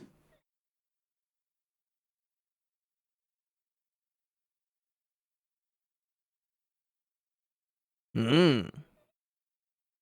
Mm-hmm.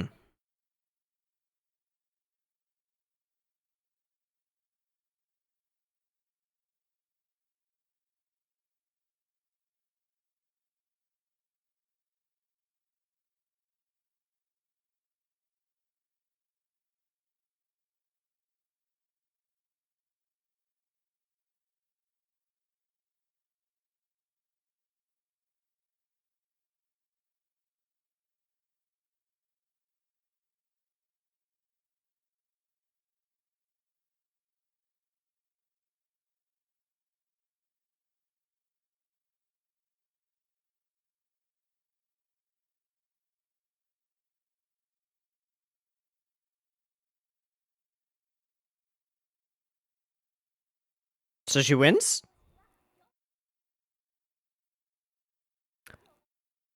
Oh. Oh. That's some quizzy stuff.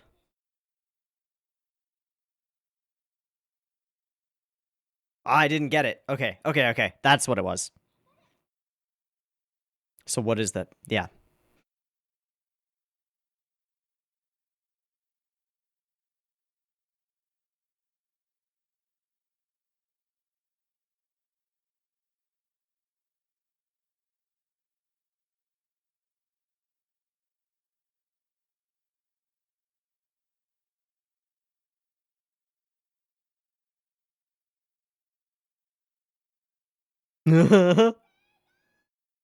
Winner. Okay.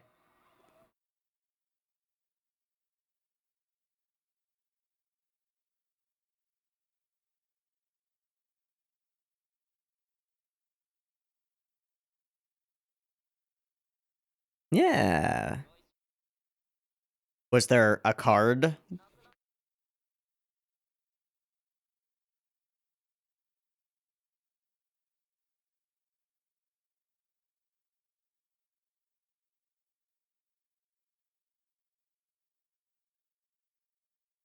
That's a good question.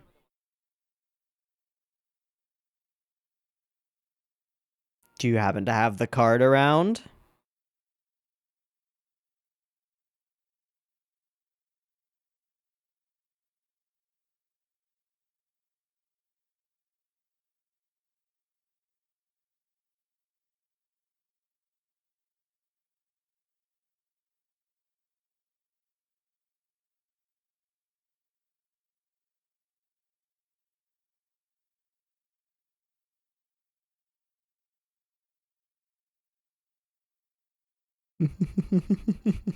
Hey.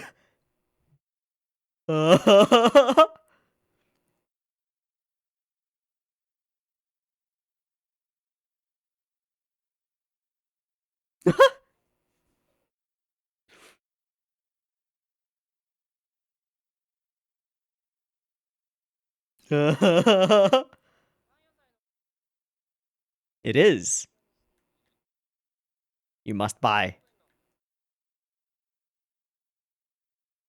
Hey, that's actually working.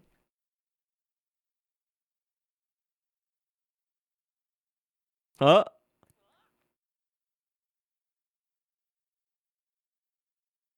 Ah, crap.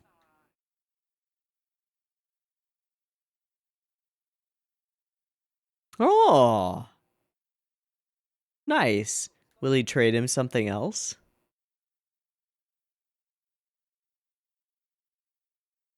Stab. Ah! He's trading up in the world. Hmm. Little flip was cool. Hmm.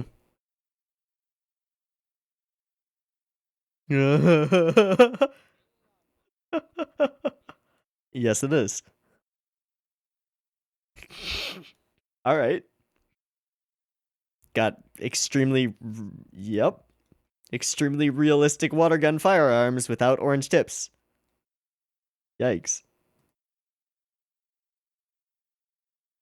Hmm.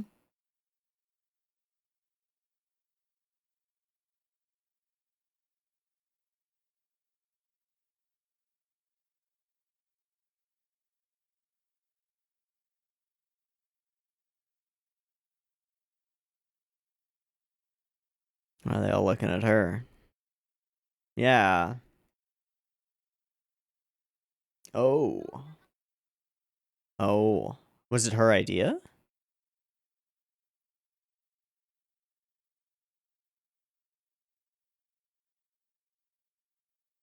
Well, I feel personally attacked. Jodan. The fuck?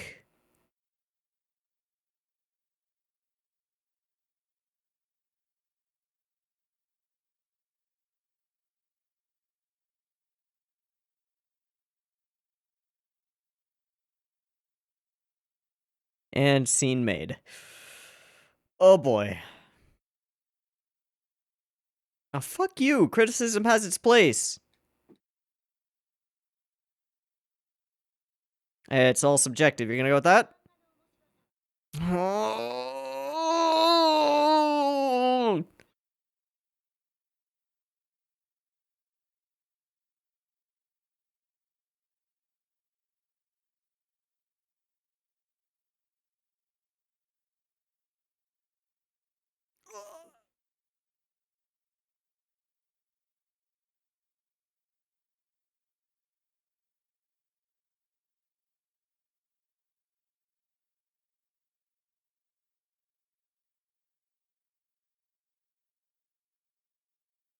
I fucking hate this bitch.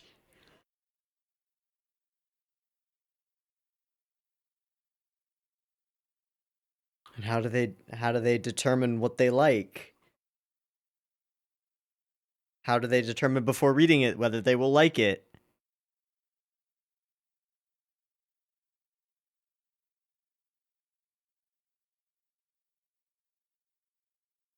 The reader. Who where where do you think the sieve is? It's in reviews.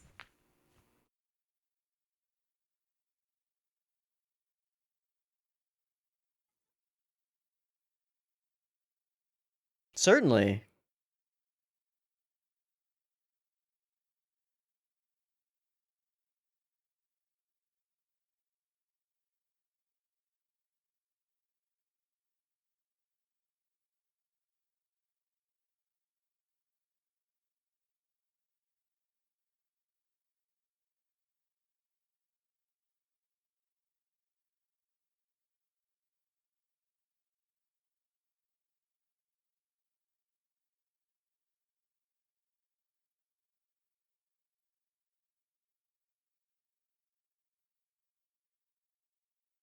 Title drop.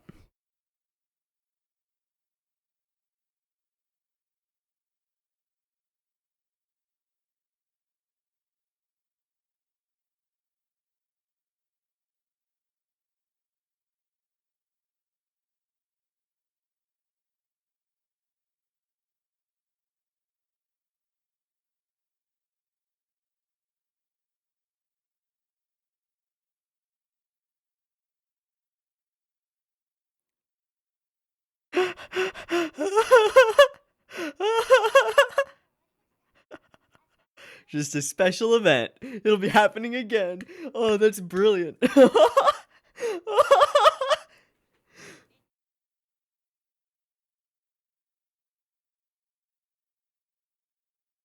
Yeah, we got one.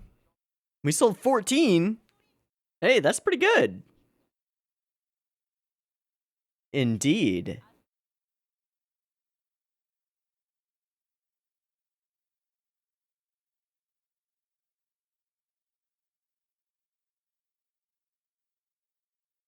One, two, three.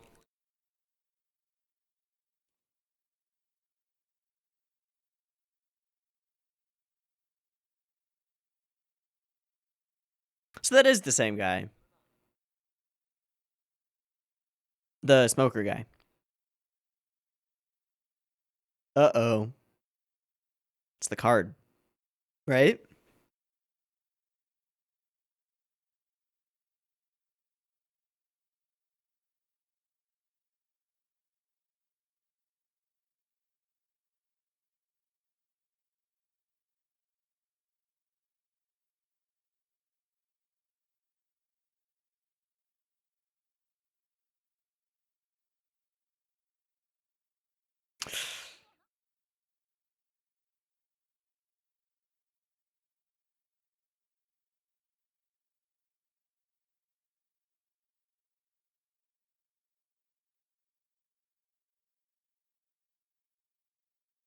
We know Chitanda can cook.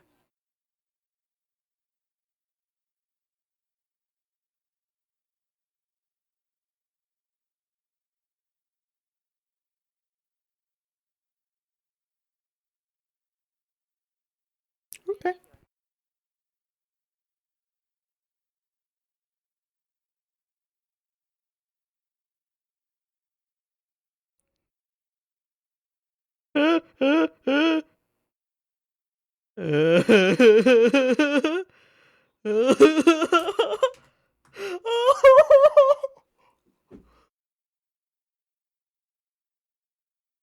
What?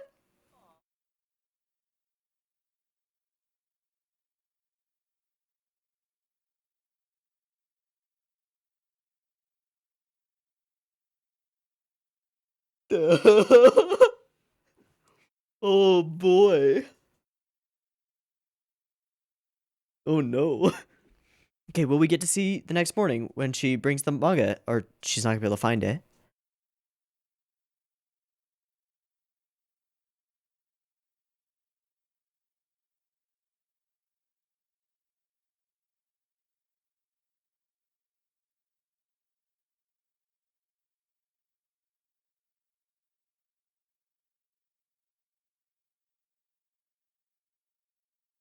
Shit.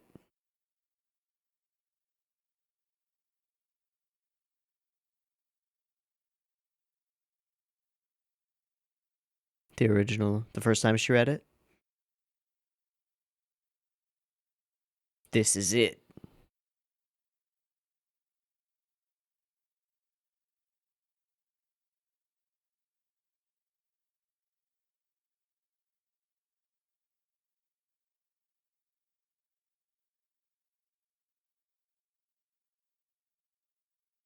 No, it's gotta be the right one.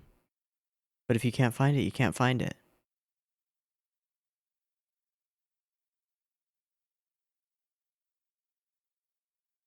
I hate that feeling of knowing that something exists somewhere and not knowing where it is. Oh?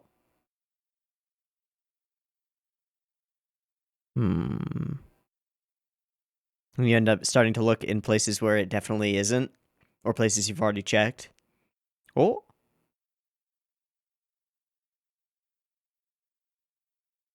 Hmm.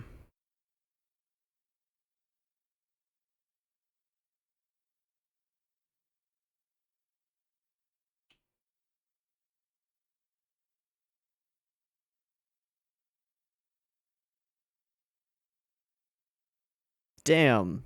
I felt that.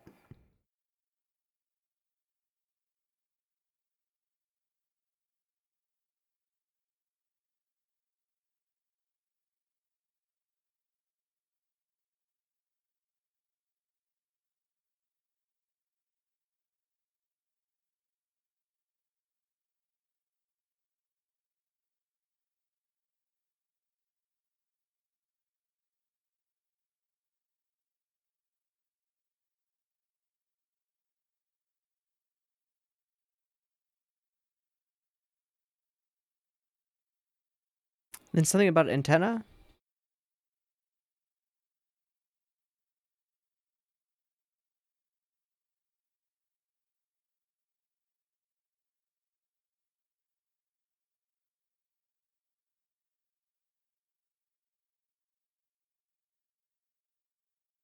I like the CD a lot.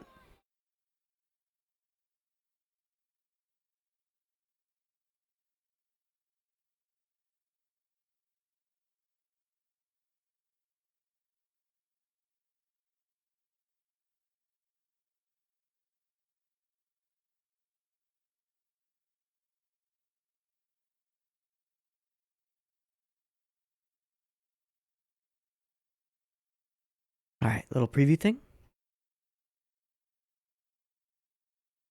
What? That's a really cute outfit. And running. Okay, cool. So, two standout things in this episode, I think. One of which is that I think we have the beginnings of our mystery starting to make sense, and the apple juice was a thing, which is why it was there and why there was focus on it.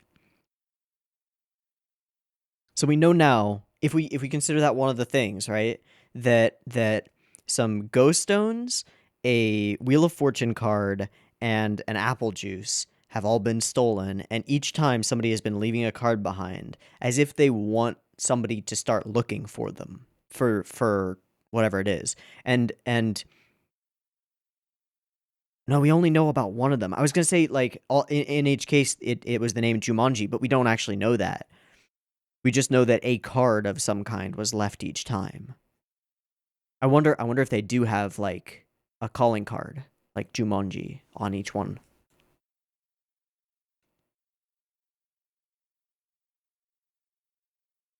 Hmm.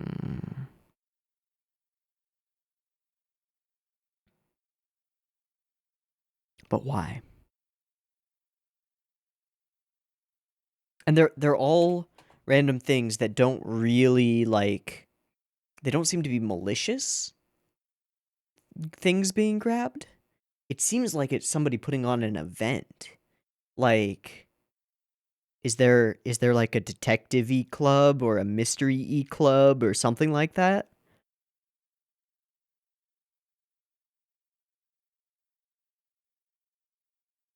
Hmm. And then we know that Jumanji is Kaho, the girl from the OP, the one with the beauty spot. We know that that's her family name, right? Because that's what Eru said to her, and she's familiar with Chitanda because she called her Eru out of the gate. But then Chitanda called her Kaho-san. But that's more like Eru is kind of formal sometimes in her speech. Okay, so we can't really go that much off of it. So we get the bowl cut boy who's in the Go Club and who wants to compete with Satoshi for God knows why. Kaho-san. The Wheel of Fortune card gets taken, along with some ghost stones, but not enough to play a full game, and seemingly an apple juice, but we don't really know. That's just conjecture. But we know that there was a piece of paper left with it, so it seems likely. Somebody is going around to all of these different clubs and stealing things. But not maliciously, it doesn't seem. It seems weirder than that. And the flyer was flipped open to the last page of the club listing, which we know because of the moment where Satoshi reveals it, that we know that he like shoehorned them in to be the very last listing in the clubs. So I wonder if it's trying to send a message specifically to them in sort of the same way that the whole like Irisu film mystery was originally genuinely targeting Oreki. I wonder if they're trying to do the same thing again, kind of. Like they want to engage the Classics Club specifically. I don't know if that makes any sense. It's weird.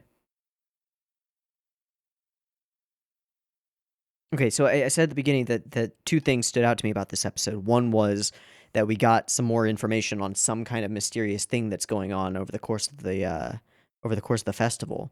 The second is the part that was ow was mildly painful to watch, which was the argument between Mayaka and her I guess senpai in the manga club. Um and well, it was along two fronts. One being that reviews are worthless from the senpai saying that, and then the other turning that discussion into a debate about the nature of masterpieces. And I mean, there are a lot of angles to attack this or to talk about this interaction. Um,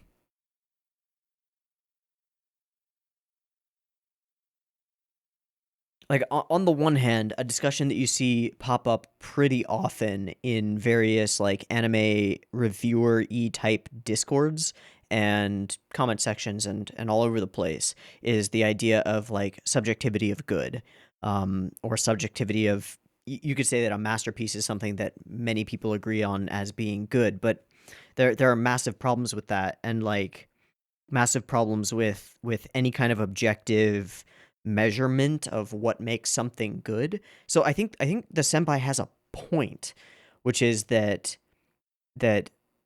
what generally matters is the opinion of the reader upon reading something or watching it, right? Like if we're talking manga or anime or any type of art, um, there's an inevitable subjectivity of quality, uh, in terms of and you can define this. It all depends on how you define it for each case that you're looking at. Like, how do you define quality of animation? Is it in realistic representation of real world objects and how they move? Is it in lots of things moving at the same time? Is it in emotional impact, and how do you measure that? There are just like immense ways that you could go through that.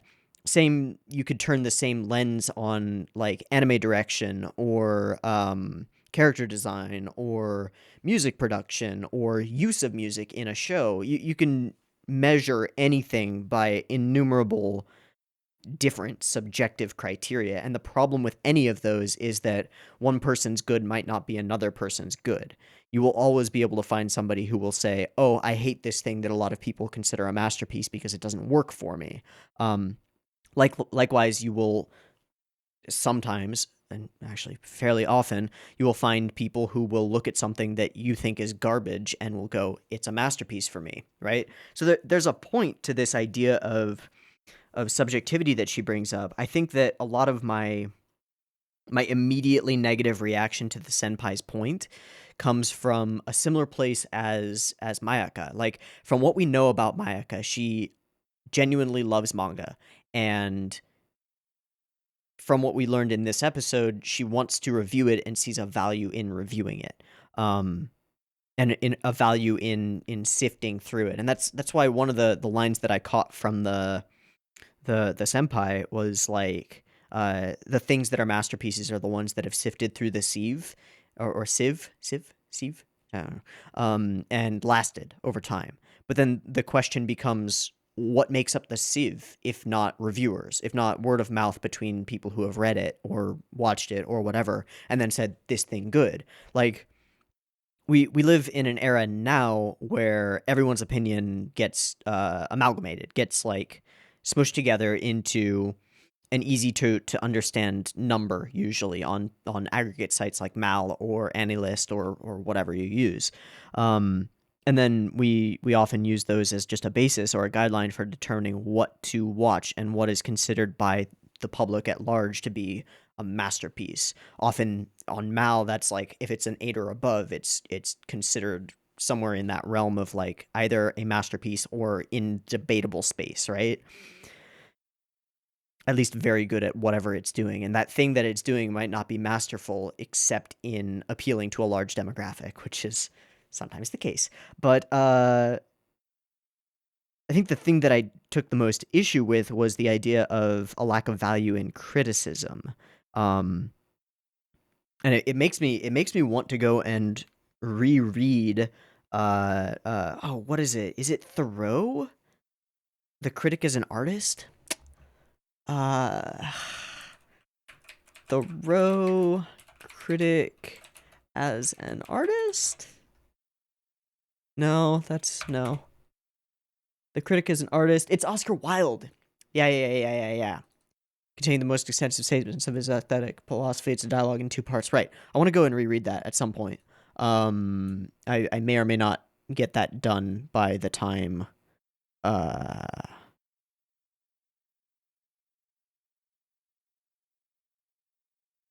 we watch the next episode next week, which we're going to stop here because I think this is a good place to stop, and I think that we're probably going to dive deeper into this actual mystery coming up. Criticism is necessarily subjective.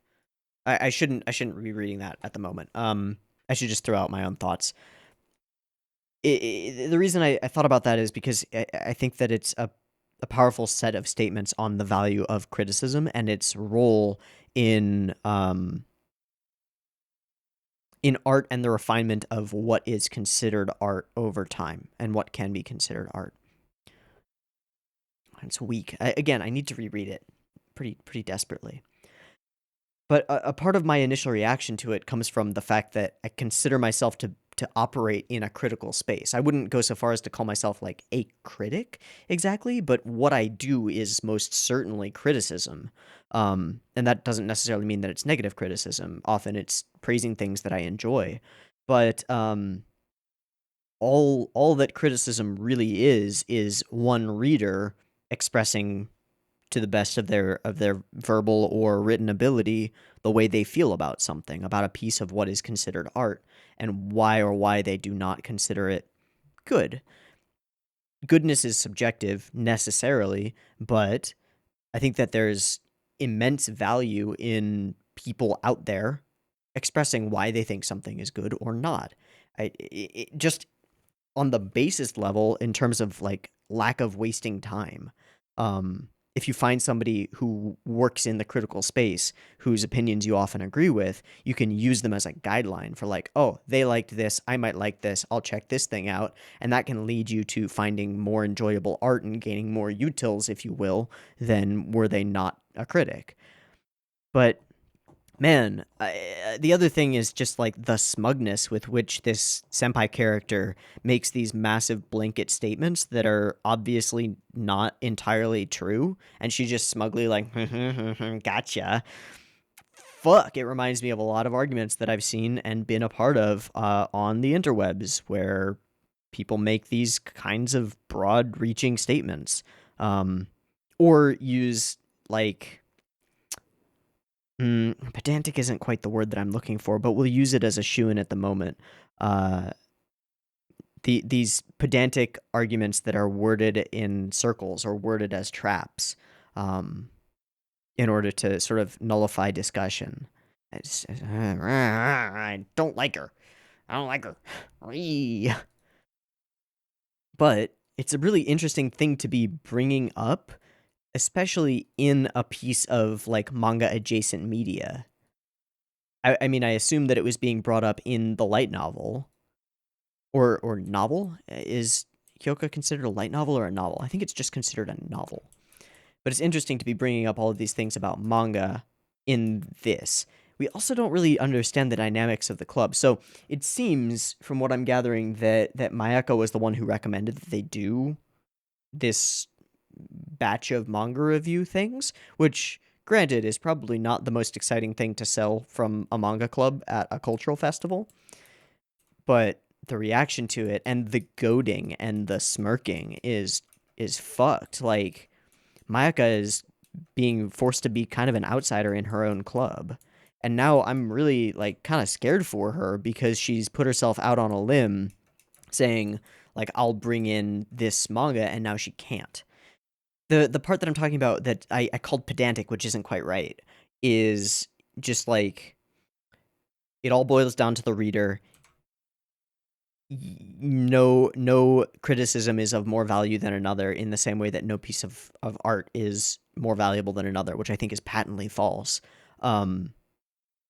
Like, I'm kind of frozen by this whole debate that they're kind of having, and I feel like Mayaka here because I'm so definitely on her side for this one, I think, that it is difficult for me to form a coherent argument, and I just want to get angry at her, which is unfortunately the problem and kind of the character dynamic that's been set up.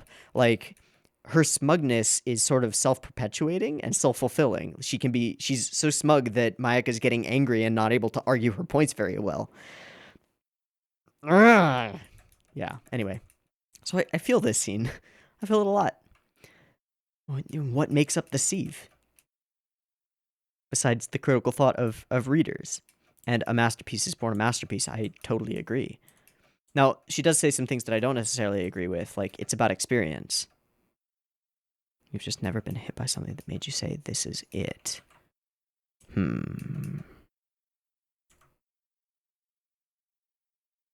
corpse by evening. Now, the other thing that worries me is that she's so convinced that if she were to see A Corpse by Evening, she would immediately go, oh, you're right, this is a masterpiece. When, from what we saw, she has this notion of the way that she felt when she was reading it that probably won't translate to this other character. This whole scene is really interesting to me. And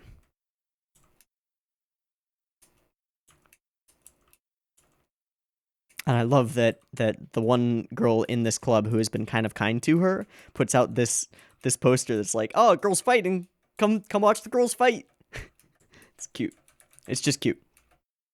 Okay, so Oreki, plot point wise, I assume, Oreki trades up the pin on the back of the badge thing from the fashion club for a water gun shaped like a Glock. Okay. We'll see how this trading sequence goes, because it's something interesting that's carrying over across the episodes, and I don't know, man. Lots of little bits of goofy animation and just general goofiness, with this guy being super energetic about the true false suspense thing. Very cute. With Satoshi wearing the gigantic beat up Saturn with bits of tape and stuff to fix it up on his head the entire time. And the way that he advertises is real smart. You'll just have to buy it, and then you can find out. And then there's this thing going on with the little corner of Chitanda in a maid outfit sticking out, which Oreki just can't help himself. I wouldn't be able to. Yeah, that's definitely the same guy. Again, standing at the doorway, kind of like blocking entry. And again, being a bit of a wall against Chitanda, which is interesting. I like this shot where we use the glass sphere to invert everything. And then we have her call out for Eru. I like her character design a lot. Yeah. Definitely. But it also turns into a reveal of a bunch of interesting things. Wheel of Fortune card is gone. A note was left. Actually, two notes. One's a sticky note, one's a card. The card is like blah, blah, blah, blah, blah. Something, something, Jumanji. What does the card say?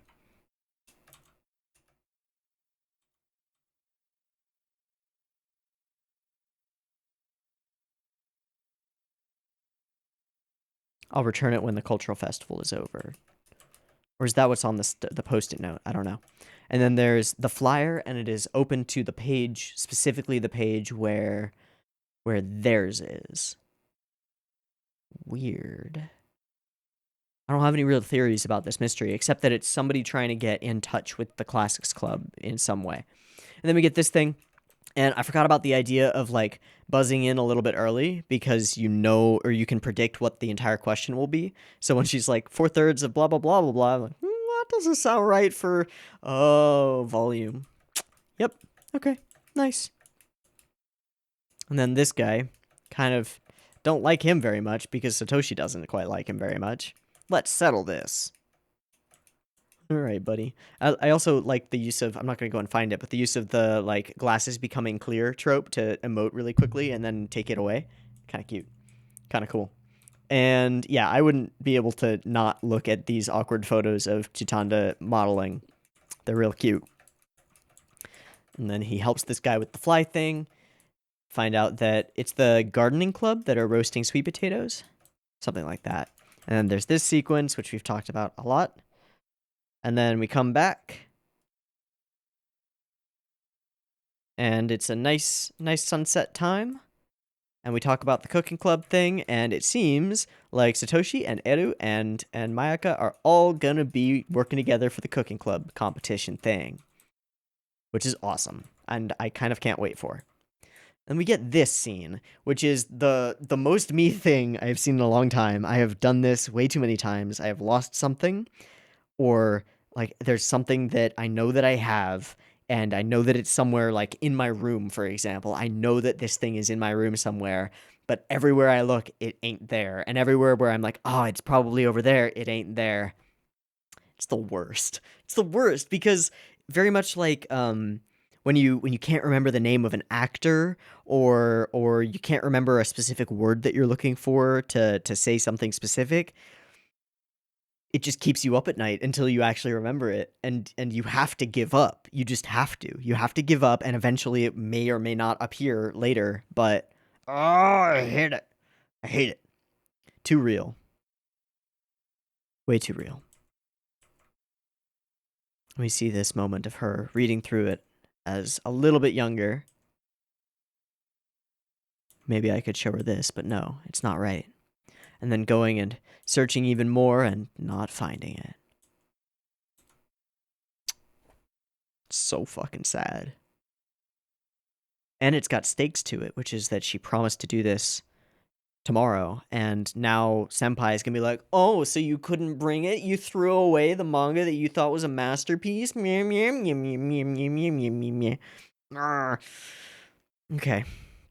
I hope she can come up with an interesting argument for this. I will consider going back and rereading The Critic as an Artist, because I think it'll probably be relevant.